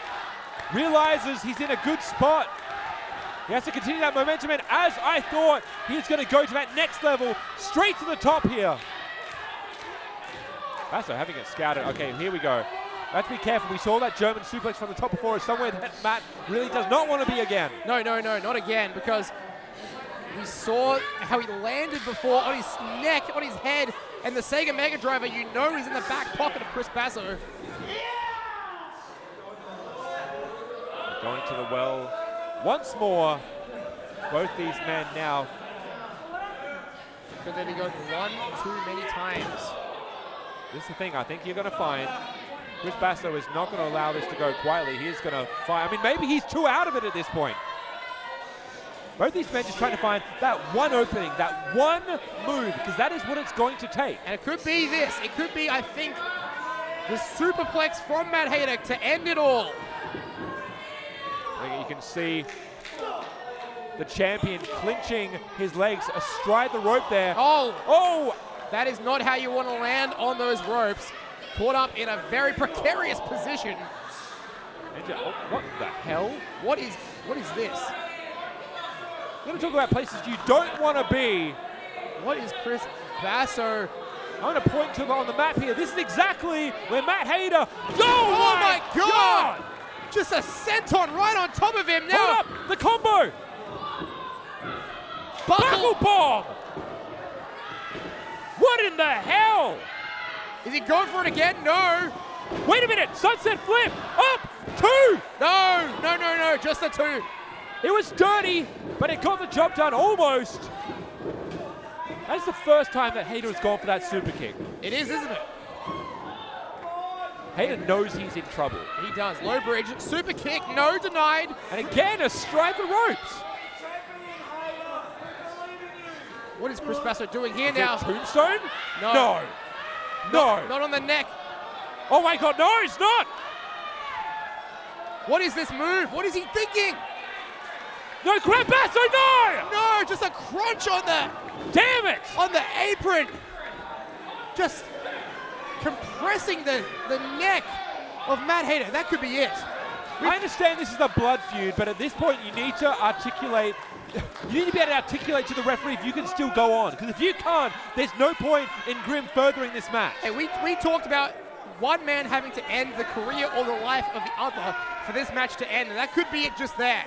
Who knows if Matt Hayter's going to be able to continue after this. Well, that's it. We've got the 10 count already commencing at the 5. Honestly, I don't have a tremendous vantage point from where I am, but Matt Hayter could very much just be sprawled out, gone, or he could be trying to wheel. Oh my, you can see him there. He's trying desperately. There's a burst of energy there, a spurt of energy from Matt Hayter, but he's not yet back in the ring. This could still be it. There we go. Wait, what? Barely beats the count, but Chris Basso. Hold up. Look at the engineer. He just caught it. He just caught it. Moonsault. Moonsault in the center of the ring. No. And Ben Rosenthal, he is looking concerned. You just have to know that there are fireworks going off inside both these men every single time you feel the shoulder come up for the 2. You are sure it's a 3. You are sure you've done enough And we're back in that situation, Sean, where there's just one move left that Chris Basso has not hit Matt Hayter with. Oh, wait. I wasn't talking about this, though. Talk about things out of a video game. I think we're about to see a stolen finisher. Chris Basso taunting Matt Hayter with the super kick. Matt Hayter doesn't know where he is. The finishing maneuver of Matt Hayter, but there you go! Hayter catches Basso with the super kick. Hold on. Well, turnabout is fair play. Sega Mega Driver! Yes! Taste of your own medicine, Basso. One. Wait a minute, Ben Rosenthal! Ben Rosenthal stopping the count. Coming forward, putting himself directly in the path of Basso. And I can tell you right now, that is a warpath that he has stopped into. Well, we saw a rigged election, and now we saw someone stop the count. What is happening tonight? Matt Hayter, 100% was your RCW Grand Champion. Without a doubt. Oh, please. Yes, please. Yes, please. Get the Goblin out of here. Wasn't over the top rope, but that'll have to do. Oh, wait. Look who's coming in. Wait, is that Dean Brady? Dean Brady is in the ring. Hayter doesn't realize it yet. Wait a minute. Yes, he does.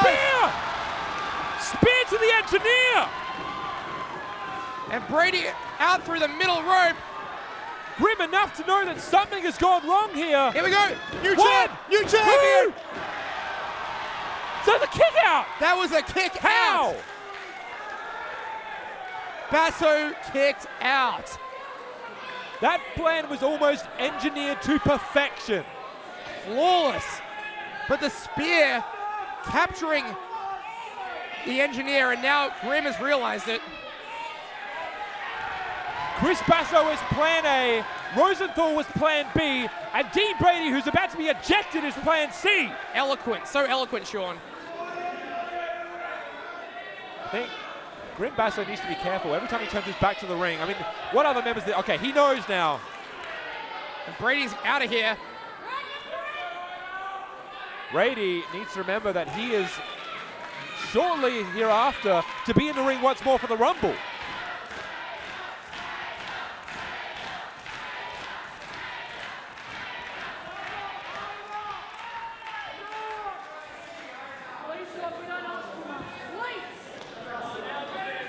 Look at this. Chris Basso's on his knees right now, Sean. And really, it's just a moment. It's just a moment in time that Hayter is absolutely going to see through. Surely. This looks like a proposal right here.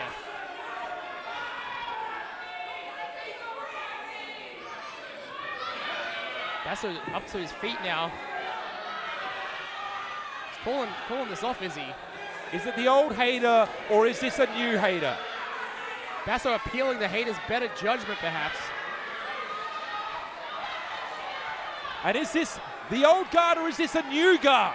Well, this is Chris Basso, I think, wanting to hug it out. What is this? What is his game plan here? Can you believe this, Sean? Can you believe this? Absolutely. This is no. I mean, maybe. Is Chris Basso... Is this a reunion of the world-class egos? No, it's not. Well, of course. It was a throwback to Brady and Delta. Of course it bloody was. Suffering for it. Matt Hayter is not going to suffer no fools. Oh, we fell for it again, Sean. We fell for it again. But now it's time to put Chris Basso down. It's time to end it, Matt Hayter. You know what you've got to do. This is years worth of flashbacks. And Chris Basso, hand behind his back. No! Whoa! What the hell? What was that? I think it's what the hell just happened. That was the Sparta boot from Grimm to Matt Hayter. Blink and you miss it. What in the hell just happened?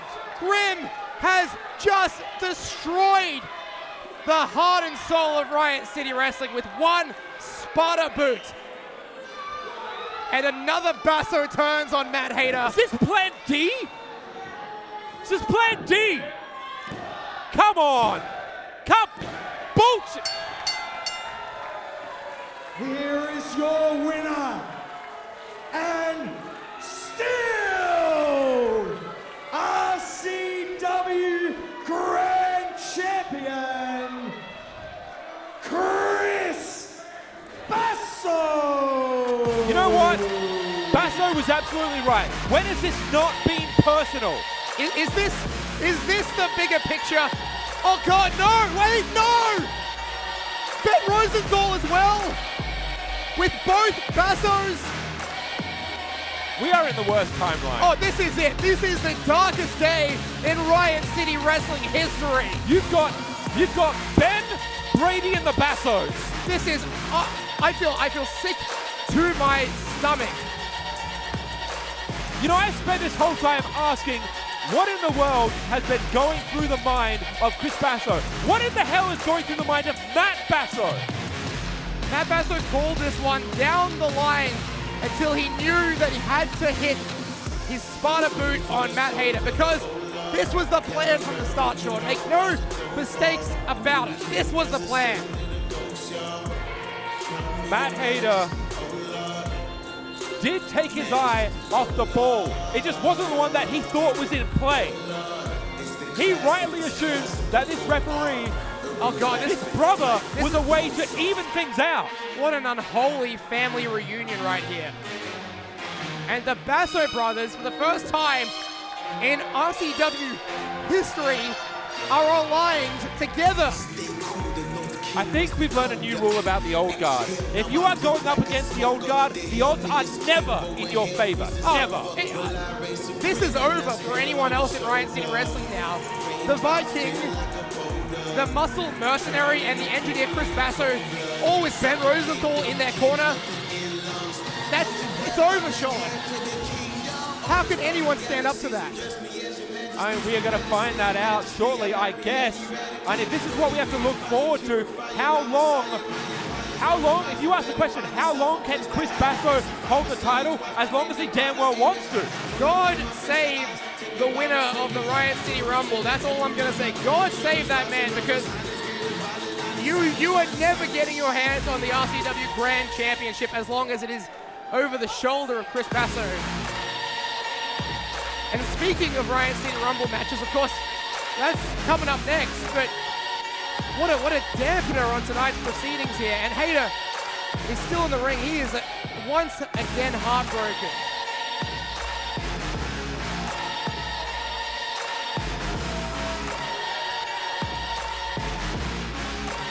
You know, I know with Matt Hayter, it would have been a case of once bitten, twice shy. After feeling the wrath of Chris Basso, even he didn't seem to have this one coming, have this one scouted. Did anyone see this coming? No. You could have put a list together of a million things that could have happened tonight, and I would not have put that together. And yet again, we are back in the Goodwood Community Center, and we have someone else in the ring with just a broken heart, Sean, a broken heart, because Matt Hayter has failed again, and who knows when his next chance is going to come. Who knows? That's exactly it. You go to the back of the line. Matt Hayter again has potentially sacrificed that spot in the Rumble to have this match here tonight. Honestly, I thought after Heavy as the Crown, we had an opportunity to have a match between these two, potentially like a match of the year candidate here. And again, we don't get that emphatic, clean victory. But of course, you weren't ever going to. And the fans here reminding Hayter that they still love him. And I think that's the thing. He needs to be strong of soul, strong of resilience, and he has to keep pushing forward, because tomorrow is another day, Sean. This is it. And Matt Hayter is. You have to lick your wounds. He's a king among men, but right now it doesn't look that way. But look, let's go to the ring, because we've got our big main event. We have our Riot City Rumble match coming up next. Let's hear once again from James Dalton. I don't think anyone saw that coming.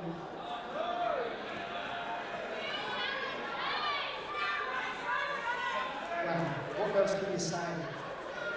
Anyways, ladies and gentlemen, it is that time you've all been waiting for.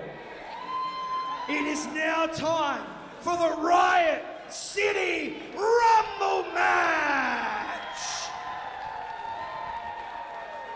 4 superstars will enter the ring first.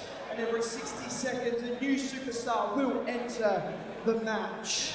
The only way that you can eliminate your opponent is over the top rope, and the winner will be decided when the last person is standing. Introducing entrant number 1. It is Riot City Rumble match time, Sean. You gotta be kicking yourself if you're number 1 at this point. You have to run through.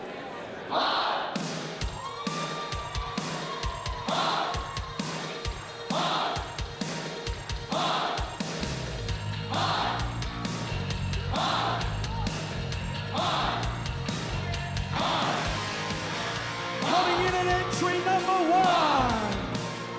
Banjo Powers!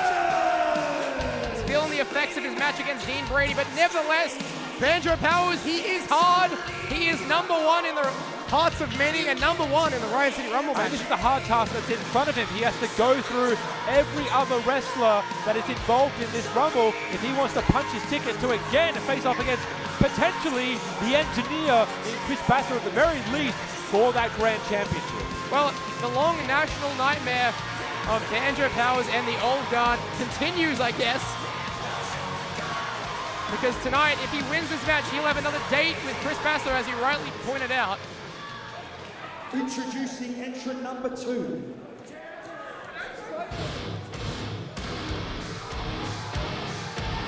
Oh, right.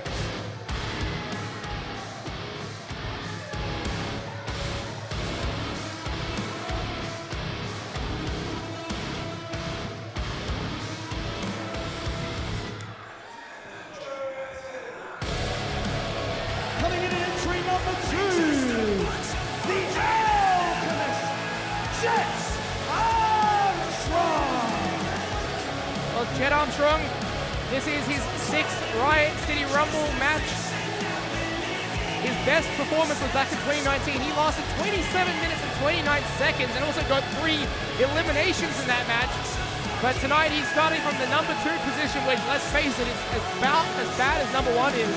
And you know that for Jett Armstrong, you probably imagine his night going a little differently earlier. Of course, earlier on we had, well, you see right there, they thought at least that there was going to be a general manager Gouda, but through shenanigans, let's call what it is, shenanigans, that is not to be, and probably rightfully so. Introducing entrant number 3.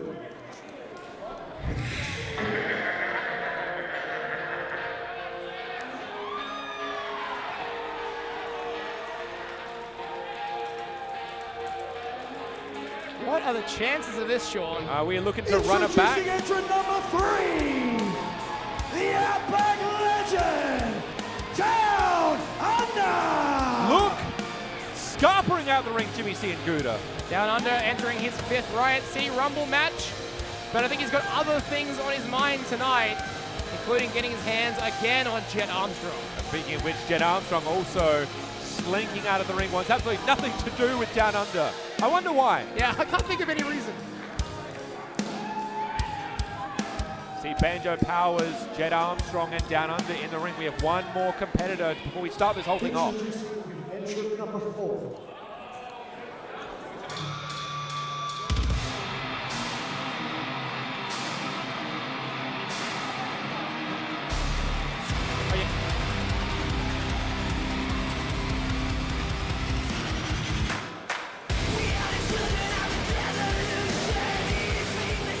Introducing entrant number 4, James Gray! James Gray entering his 8th Rumble match. That puts him number 2 right now on the all-time Riot City Rumble appearance list, which is pretty impressive.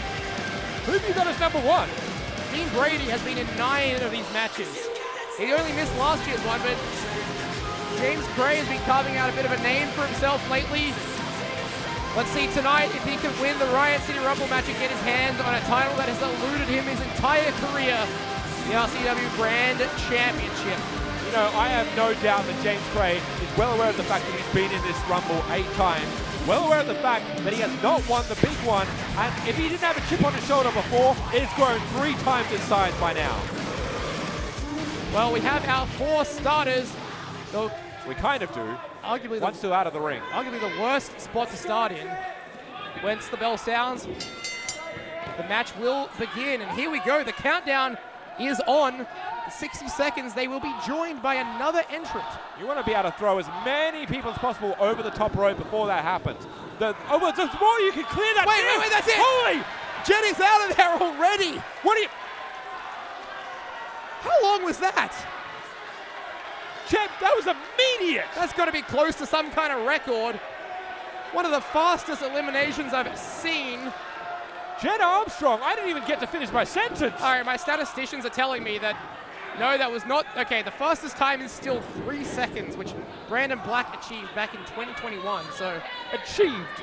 Well, failed to achieve, I don't know how you want to say that. Right now, though, Banjo and Downunder teaming up, and that's what you got to do as well. Find alliances. Alliances win Rumble matches, Sean. That's it. You are well aware that these are temporary alliances, but that's a strategy you need to impart during this match. And that's 5 seconds left. Whatever it takes, Angus. Who is entrant number 5?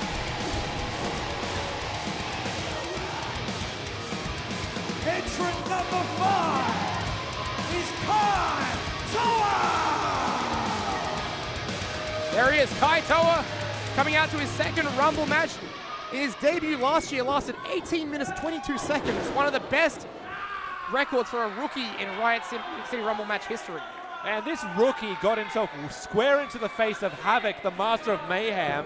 A man who was celebrating his 25th anniversary, a monumental task in itself, just the brashness of his 17-year-old at such a young age. Oh, jeez.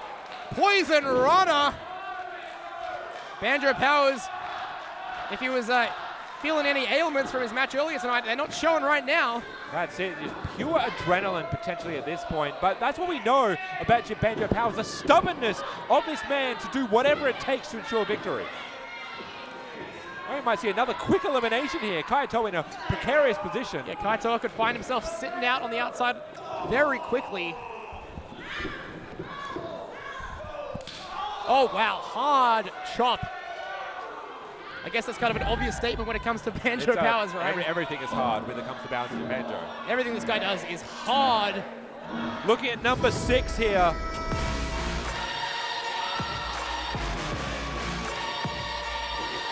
Entrant number 6 is Dean Brady! And our speculation has paid off. Dean Brady entering into his 10th Riot City Rumble match. Oh, a spear that broke Kaitoa in half. This guy is a beast in Rumble matches. If he lasts just 4 minutes and 50 seconds, he'll have the all-time appearance record. And if he eliminates 2 people, he'll have the all-time elimination record as well. Angus, say hello to my begrudging pick for the winner of this Rumble. And these 2 men face to face yet again. Well, if you're going with Dean Brady, I have to go with Banjo Powers. See you on the other side. And Banjo Powers, of course, has excellent form in Rumble matches and Battle Royales. He won a similar match to this back at Brutality, of course. But let's go for more recent history. Just remember, an hour ago, Dean Brady pinned Banjo Powers' shoulders to the mat for the 3 count. Well, pinfalls don't matter in this one. It is about eliminations and endurance. Exactly, and this is definitely a moment where you have to have eyes in the goddamn back of your head here to ensure. I mean, there's no other old guard members out here. Knock on wood. Eyes everywhere, and I love this. The countdown starts. Everyone turns to the entrance. Who's coming next?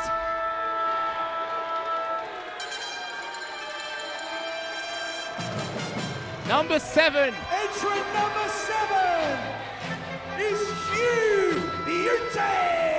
Hugh Beauty! Here he is. Making his Riot City Rumble debut. I was about to ask. Going right up against the old foe, the Brit. We've got a bit of an Ashes face-off here. Ashes at the Rumble, who would have thought? You got elections, you got everything at the Riot City Rumble. James Cray coming forward, looking to grab it. Oh, and Hugh Beauty looking to earn his bag of green with a win here in the Riot City Rumble. That's it, looking to throw people out for 6 here. I know my cricket. But very good, very good. Thank you, I really don't. You know this, the lion in length. And again, excellent fast bowling here on display. If you are anyone in this competition, how do you prepare for this sort of arsenal of offense. There was a wide there, I think, not in the slot. And wait, this is how you do it. James Gray making Hugh Beauty pay for it. You just know James Gray is not going to accept a bowl to the face. No, but he will accept. No, counters the Northern Lights bomb. Hugh Beauty goes for that neck breaker. The ability to knee someone in the head while you're upside down as well. The knee does not find its mark. Line and there leg. We go. Perfect. Is that for 6? That's out. That is out. James Gray not happy about that lariat to the back of the head. I'm all about a bit of fun here, but you have to remember that you have people like Downunder and Dean Brady in the ring here. Focus up. I completely forgot about that. Number 8. Who do we got? Introducing at number 8, Hayley Hendricks! Oh, whoa! What an entrance for Hayley Hendricks. This young lady has been putting the time in the academy, and it has paid off tonight. She is debuting here in the Riot City Rumble match. What a way to make a statement here. Hayley Hendricks coming out with all fire and brimstone. What was that, like a turnoff? Again, I don't really know too much about my gymnastics or my cheerleading either. No, well, the Olympics are on right now, and Hayley Hendricks, she could have had a promising gymnastic career, but decided to put that to one side and focus on, oh my good grief, professional wrestling. I don't even know what to call that. Flipped a long Kayatoa ending with a crossbody. Well, Hayley Hendricks, don't turn around. You will not like what you see. Hayley Hendricks potentially about to incur the wrath of the muscle mercenary. Oh my God. Oh no. My God. Put a bit of stank on it. Jeez. What a body slam. They're going to have to scrape Hayley Hendricks off the mat, and at least from the outside. And there we go. Yeah. Thank you for coming. All right, that puts Dean Brady on 15 career eliminations right now. Wait a minute, James Gray as well. James Gray almost out. Entrant number 9 is Bob. All right, hide your fiancés, it's Bob. Very well said, but this is the other half of the RCW Tag Team Champions, and I notice he's wearing, oh God, what is he wearing? Did you see that? What? He's got the same fabric on his gear as Izzy Shaw. Anyway, this is the non-disclosure agreement from the Riot City Wrestling Tag Team Champions. What do you mean he's wearing the same fabric? Look at that purple. I'd recognize that anywhere. Well, doing well to get under your skin, I have to say. He is. He just knows. He knows how to press my buttons. You can see here, I mean, like, I'm trying to put a focus on Bob here. We will do our absolute best to keep abreast of all the chaos that's ensuing here. 1, 2, 3, 4, 5, 6, 7 competitors in the ring currently. James Gray and Hugh Beauty are on the outside. They've both gone over the top rope. You need to be very careful. I mean, the quicker you can get, you really need to weigh up. Do you attack your competitor on the outside, or do you just get back in the damn ring? And Downunder almost eliminated there too. Hold up! Oh no! At the same time, RCW Tag Team Champions eliminating both Hugh Beauty. Yeah, and James Gray. Thank you.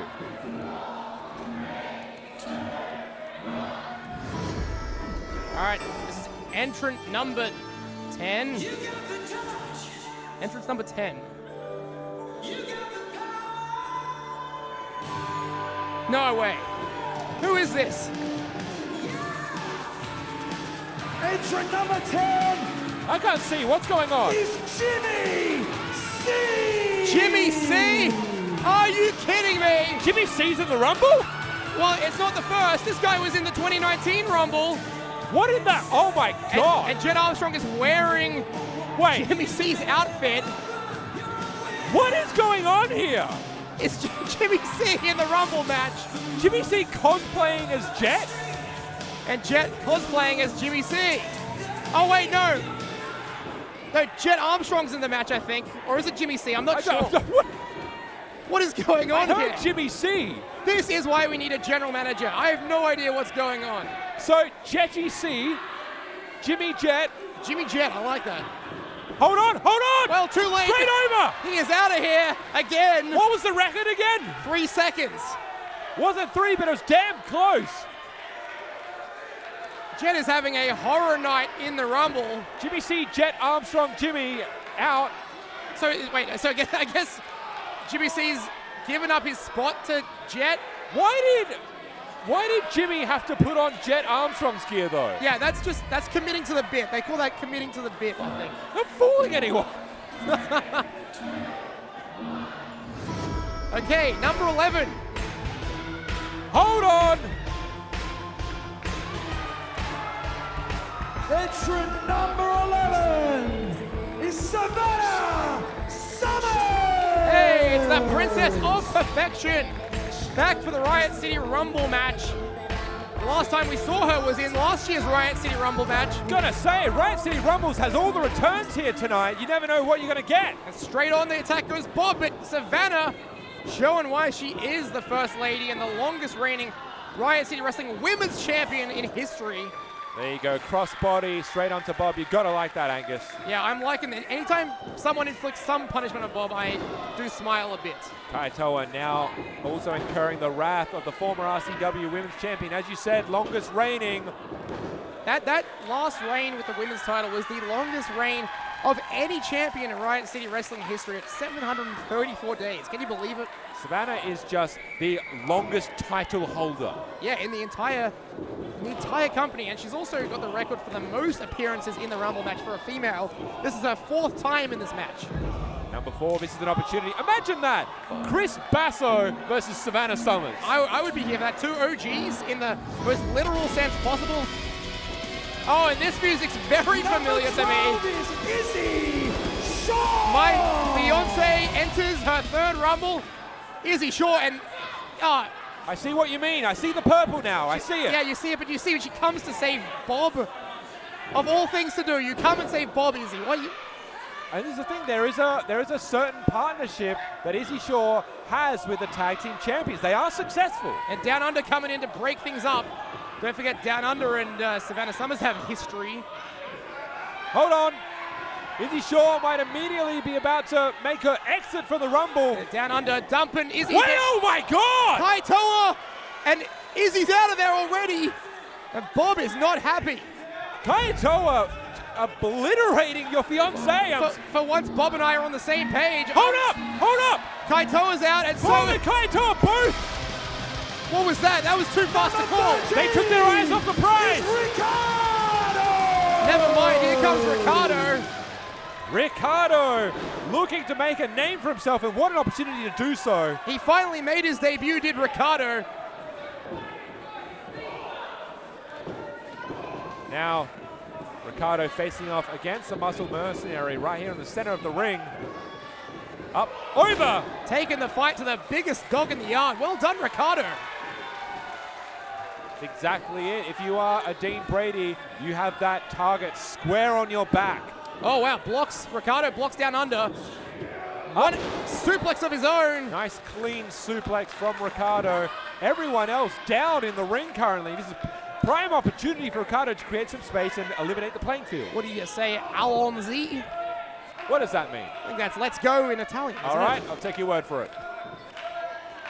I wish Carmine Laguzio is here. He's our official Italian correspondent.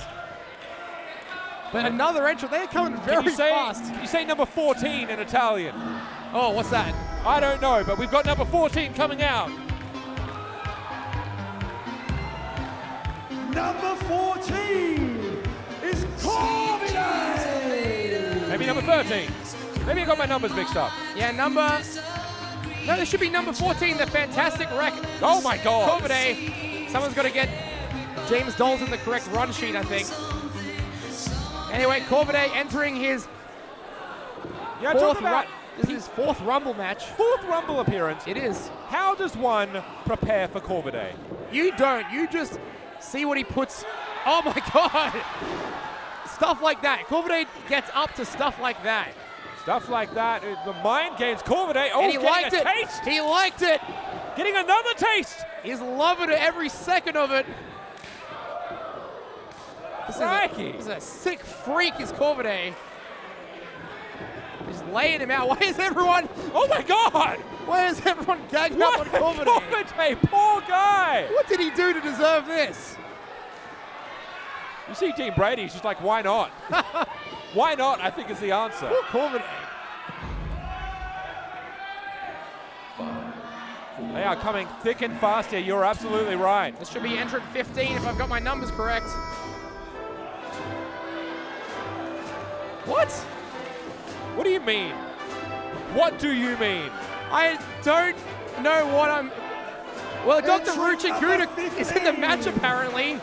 Dr. Richard Gouda! Oh, wait a second. This is the most ridiculous... Why? Why? Hey, he's in good shape, but this is the most ridiculous thing What is the reason? What has Jett got on his face? It's like a creature has just crawled under his nose and died. What is this? Oh, no, I know what's gonna... Oh, my God. Oh, and just like before, Jett is in the ring again. Jett Gouda. Oh, pocket! Pocket missed! There it is, the Freedom Powder. Wait! Whoa! Oh, and now... Whoa! Gouda! Finally, the plan worked. Gouda Armstrong. Richard Jett. And now he's hitting up a woman. Right, that's... Finally, after 3 attempts, the plan has worked for Dr. Jett Gouda. What plan? The plan to... Get Jett the... Oh, wait. Whoa! No, it did not work. It didn't work, and Jett Armstrong, on his 3rd attempt, is out again. Surely that's the last we'll see of him tonight. I have a question for you. On your list of statistics that you have, do you have the most times a single person has been eliminated in one Rumble? No, but I think that is the record.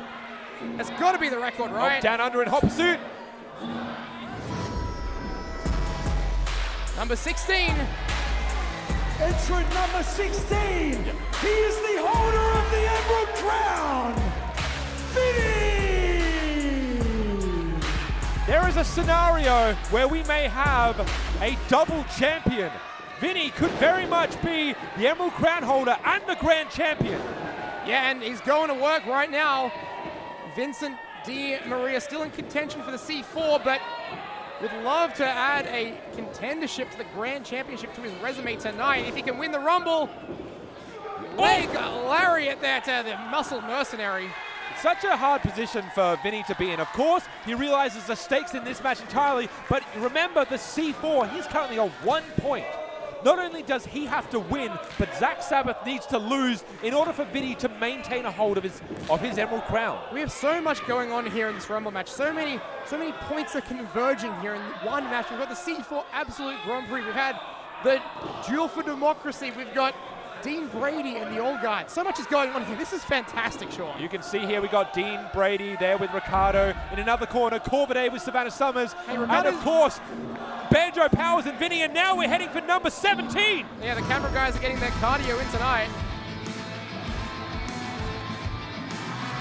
Number 17 is Mickey Fortune! Mickey Fortune entering her 2nd Rumble match.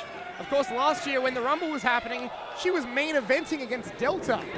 Exactly right. We finally saw what would then be the impetus to bring the Grand Championship into existence. And now the Huntress. That's right. Mickey was involved with the inception of the Grand title. Of course, Delta became the first holder, but Mickey tonight, if she wins this match, she would be back at the top of the mountain. So, you know, we are potentially halfway, I believe, through the Rumble.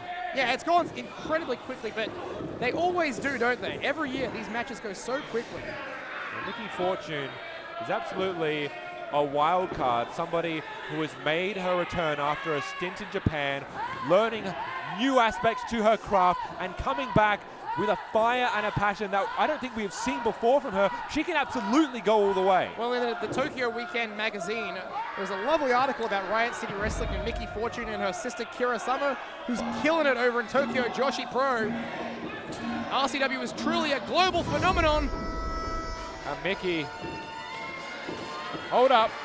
This would be number 18. Oh my God, look, jeez. Got to be careful kicking a football out in the Goodwood Community Center. Yeah, save that for the Goodwood Oval just down the road. Snaxx entering his 2nd Rumble match. Of course, last year, Snaxx and Vinny were eliminated at the same time by Cutthroat. They're part of Cutthroat's amazing run to 10 eliminations in one match, the most of anyone. That is incredible. Snaxx! Oh, wow, Snaxx, yeah, almost landing on the outside of the hands of the muscled mercenary. Honestly, blink and you miss it at this point. Snaxx coming off an unfortunate loss to Sigma, who now has obviously solidified his place in the C4. Yeah, and don't forget, right now, Dean Brady has lasted long enough in this match to get back the record for the most cumulative time spent in Rumble history. We are witnessing history right now. This is the Riot City Rumble of 2024 here. How many Rumbles have we had now? This is the 11th Rumble. Dean Brady only missed one, and that was last year's because he was busy joining the Old Guard and winning the Emerald Crown. And what a busy time the Old Guard has had. Well, they continue to have tonight. Number 19. Number 19 is Clydesdale! Clydesdale gallops his way into the Riot City Rumble match. Clydesdale is like the imaginary friend you had when you were 7 years old, but he can kick your ass. This guy does not know his strength. Look at that, just damn near tearing the rotator cuff out of Ricardo's arm. Oh my God! Giving Savannah a bear hug. Put her down!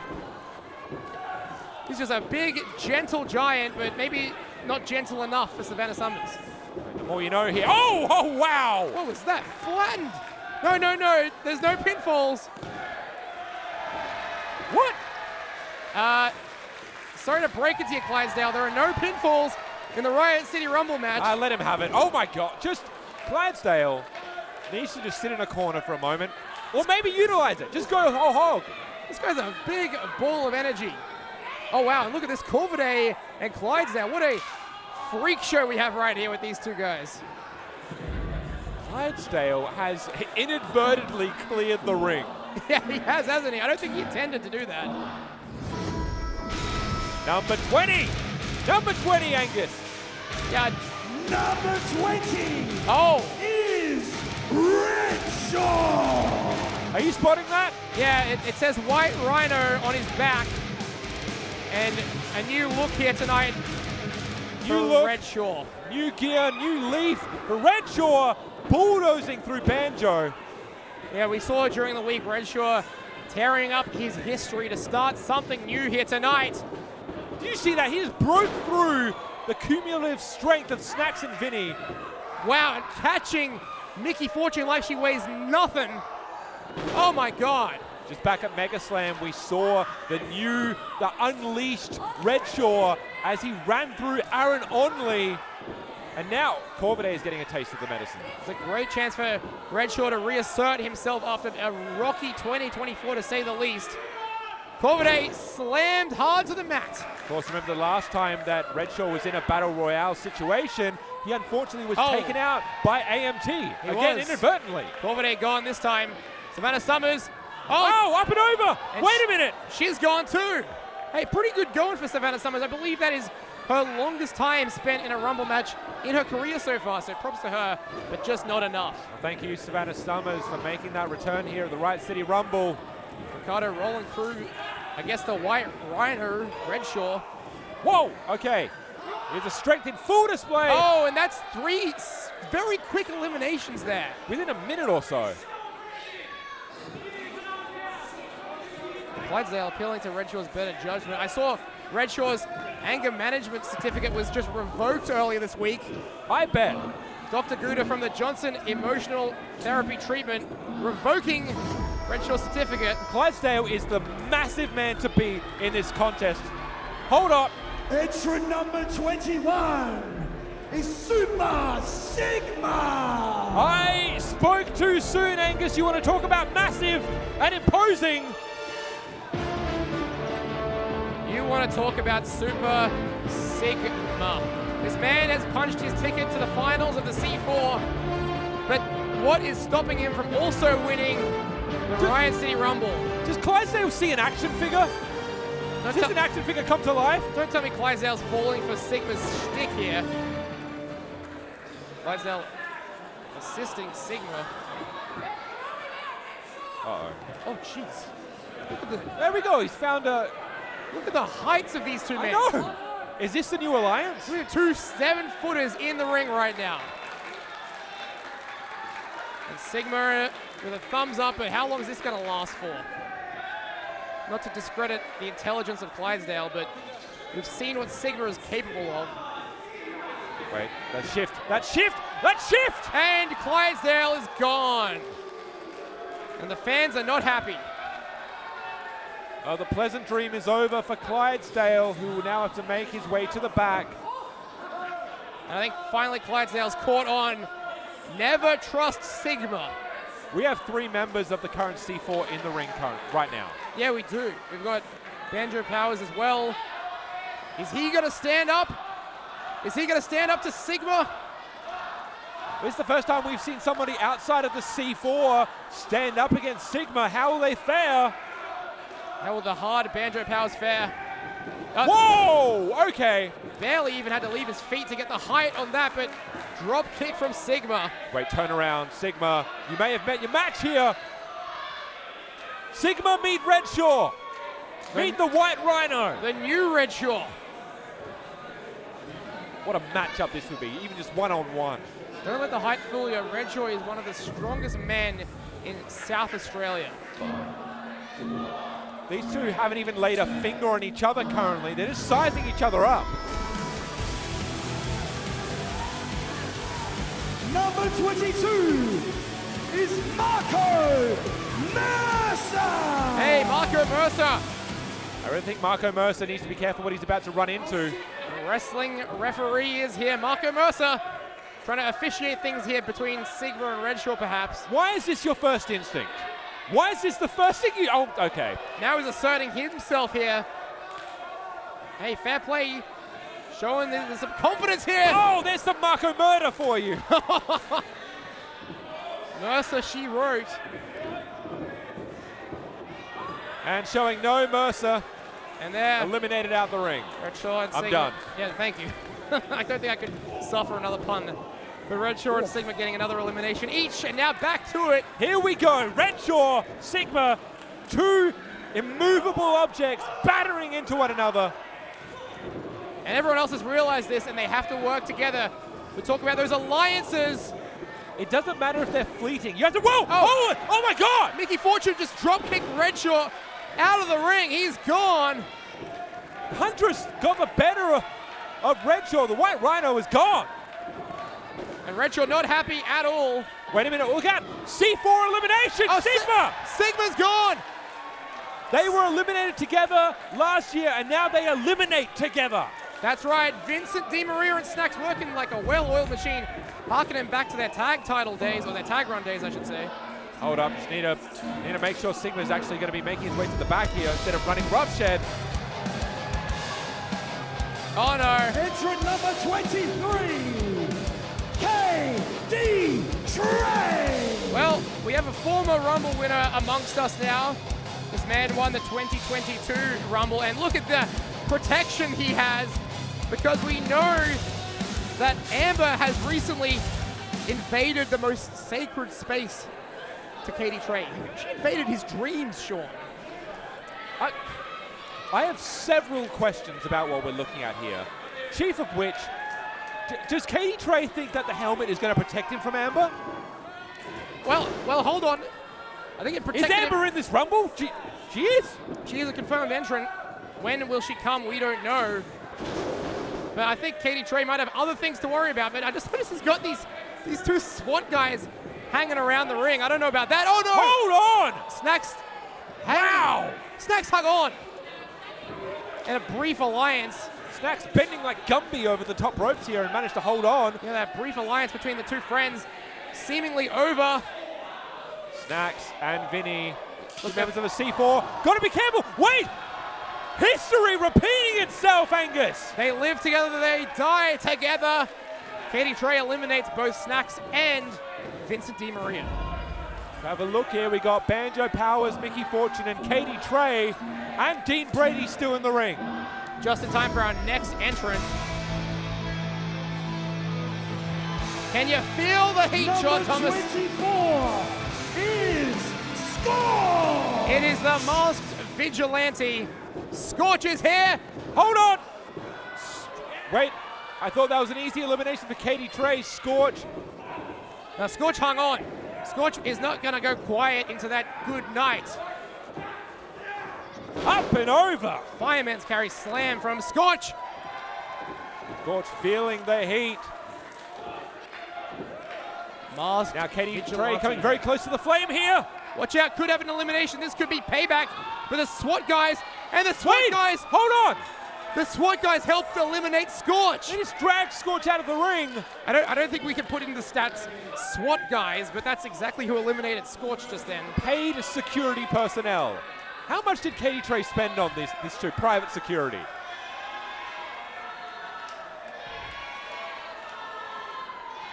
The lights have gone out. Is that why have they gone out? Do we have another? The countdown hasn't started. Oh, here it is. Who's next?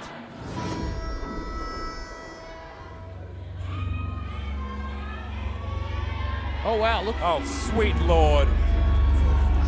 What the hell? I'm backing away. It is legitimately freezing in here. Is Amber! Amber coming to the ring in style, riding on top of that coffin. What in the hell? Carrying that creepy ass doll. And Katie Trey's worst nightmare is realized. You cannot escape Amber. I mean, we got two SWAT people. What about the two ghouls carrying the coffin? What is this? This is, first of all, great production value, but also terrifying. Where did Amber get a coffin? And Katie Trey is waiting. Katie, just get out of the ring. Just jump out of the ring. Hey, look at this. Hold on. The SWAT guys have a net. They have trapped Amber in a net. She's not going to even get to make it into the ring. They just carried Amber away. What are they doing? Is this Katie Trey's plan all along? I think it is. And it's paid off because, look, Amber is out of here. Oh, my God. What the hell? No. Wait a second. Katie, turn around. Amber's in the coffin. Amber has been in the coffin the whole time. I have seen hell itself, and now so has Katie Trey. If Katie Trey lands in the coffin, is that an elimination? Wait, is he? How does it work?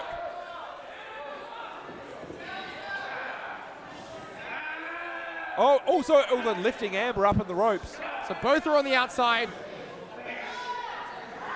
Oh, it's biting the thumb there. I don't know what I'm seeing. Hold on, Amber almost eliminated. Katie Trey closed the coffin lid, very wise. Oh no!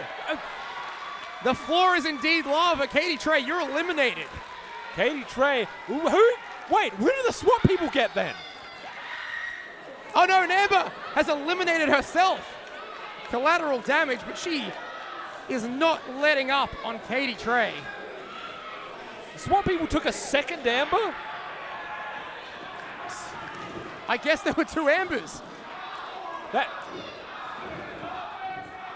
No, still, I mean, Amber's getting dangerously close. Oh my God. Stay away. No. All right.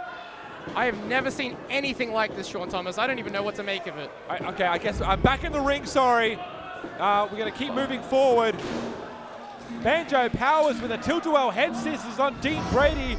We still have Mickey Fortune in the ring as well. And we have last year's Rumble winner. Number 26 is Nick Armstrong. Number 26. We are getting down to the pointy end now. The Champ Champ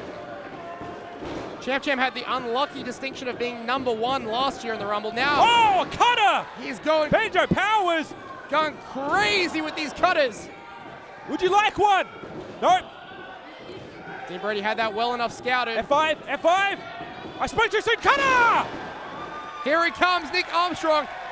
He never got to successfully make his challenge for the grand title because Chris Basso stole that opportunity that he won in last year's Rumble match. My pick is still and forever going to be Dean Brady, but what would it be like to have a consecutive back-to-back Rumble winner? Hey, it's never been done. Big Brody Marshall is our only two-time winner, but he did not do it in consecutive years.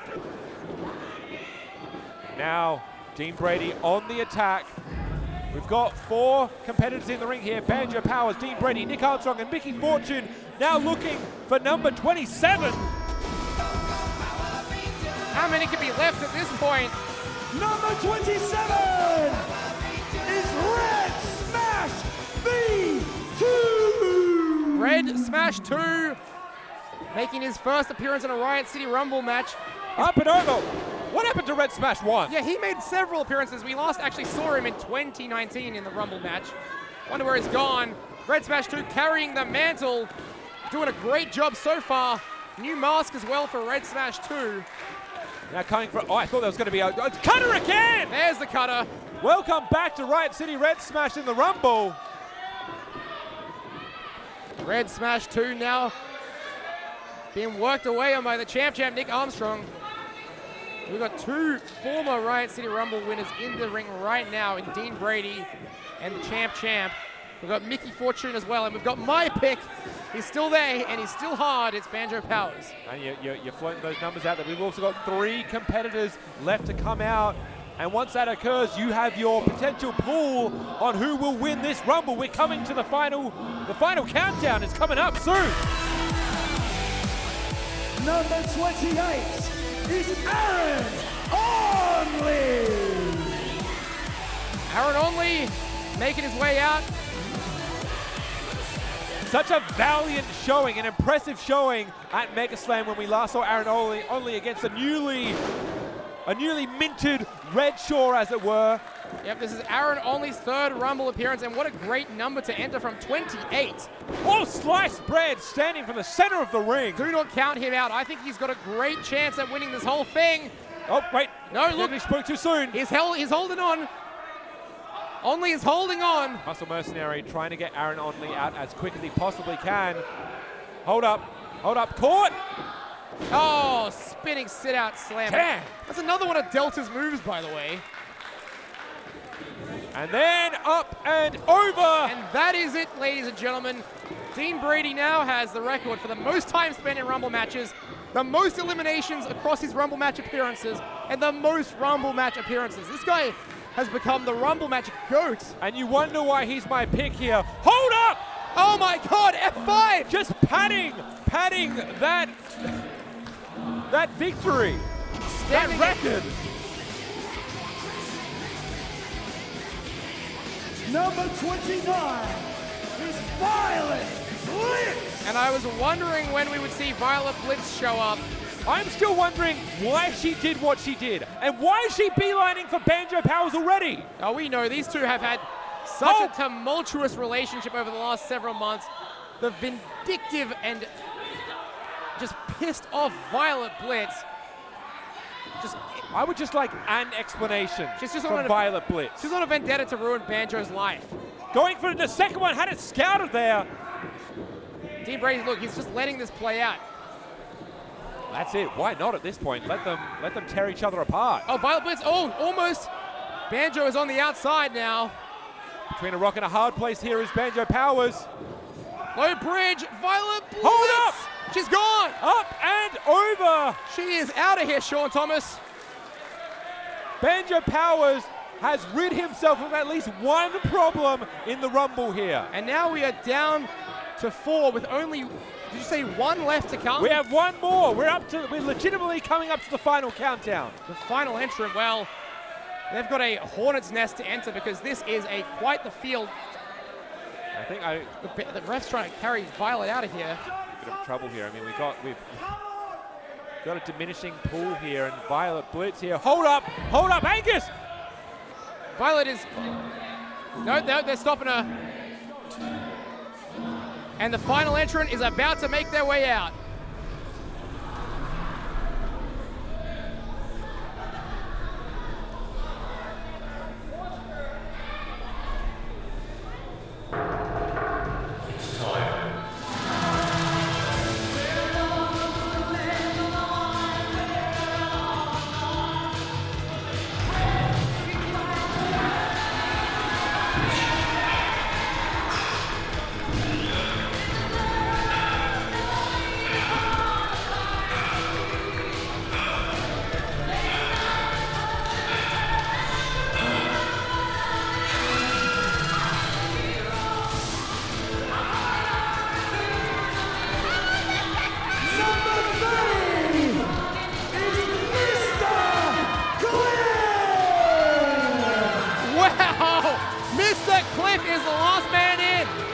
Mr. Cliff indeed. Number 30, Mr. Cliff He's holding out for a hero tonight. I am holding out for this man to redeem himself. He's got a 0-32 career record here in Riot City Wrestling. This is his time. 0-32. Hold up! Oh no! Oh no! That is it! That is what? That is the fastest elimination in Riot City Rumble history. Absolutely not. Surely not. That was a second, Sean. That was legitimately 1 second. His entrance lasted longer than his time in the ring. 0-33 is Mr. Cliff. And that means we are down to our final 4. Poor Mr. Cliff. Nick Armstrong, Dean Brady, Mickey Fortune, Banjo Powers. One of these 4 individuals are going to be making their way to Battle For Supremacy. Oh my God, poor Mr. Cliff. Hold up. Wait, Violet Blitz is back. Violet Blitz is back. Violet Blitz. Wait a minute. No. Oh my God.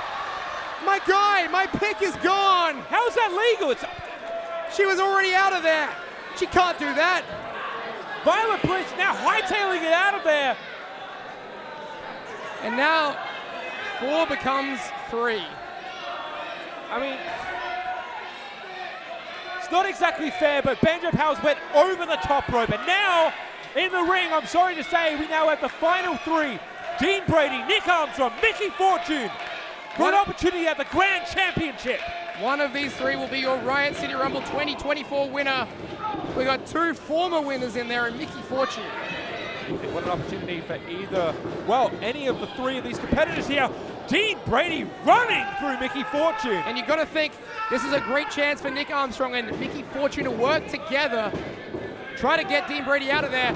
I believe he is the biggest threat. How do you not, at this point, you've seen what Dean Brady has been capable of over the last few months. Sizing up Mickey Fortune. The Huntress, I don't think, knows what's coming at her. Nick Armstrong! Oh, cutter! What a cutter! What a cutter! Out of absolutely nowhere! Brady could be gone! Brady is... Brady! No, he hangs on. Hell or high water, he's going to stay in the ring. Wait! Oh no! Nick Armstrong eliminated!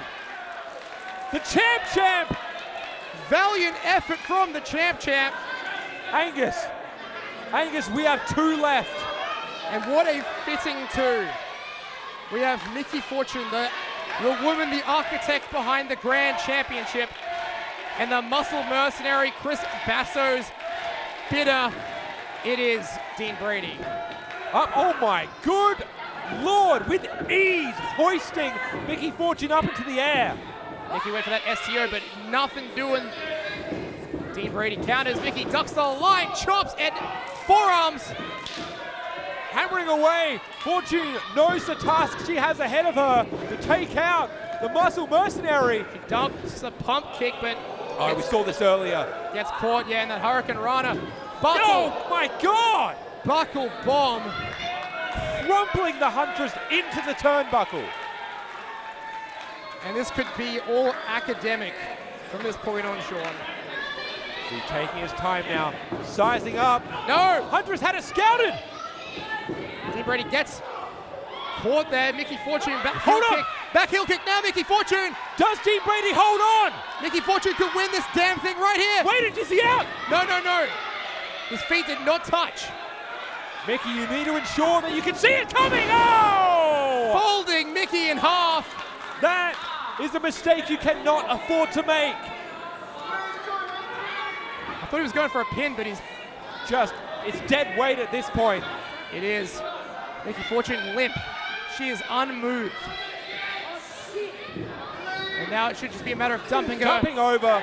Hold on. Wait, Mickey Fortune has held on. Got her over, dragging Dean Brady. They're both on the outside now, Sean. Mickey Fortune, Dean Brady, both on the outside. This could go either way. Dangerous situation for both these competitors. You know the old guard is watching. You know Chris Basso is watching. Hold on, Mickey Fortune back safe inside the ring. Oh! Now Mickey. Here we go. Out of the ring.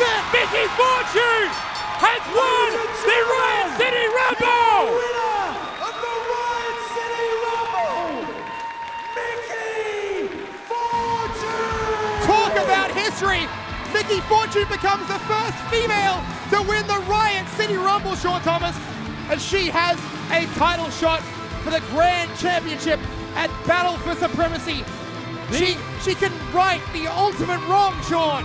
The Huntress has outlasted 29 other competitors and now has booked her date for Battle For Supremacy.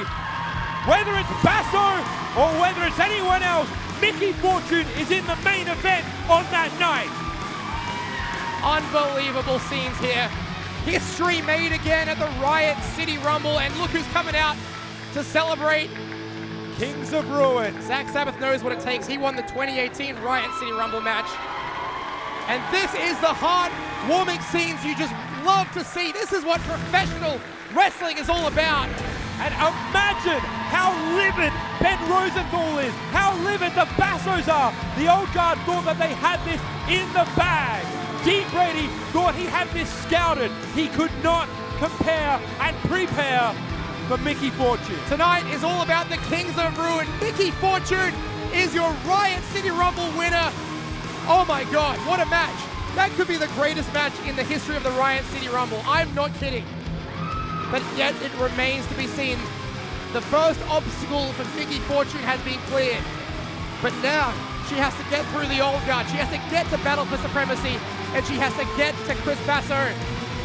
Flanked by her friends, flanked by her loved ones, Mickey Fortune is one step away from reclaiming what she lost.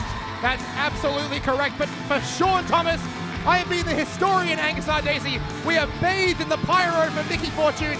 Until next time, farewell for now, but not forever.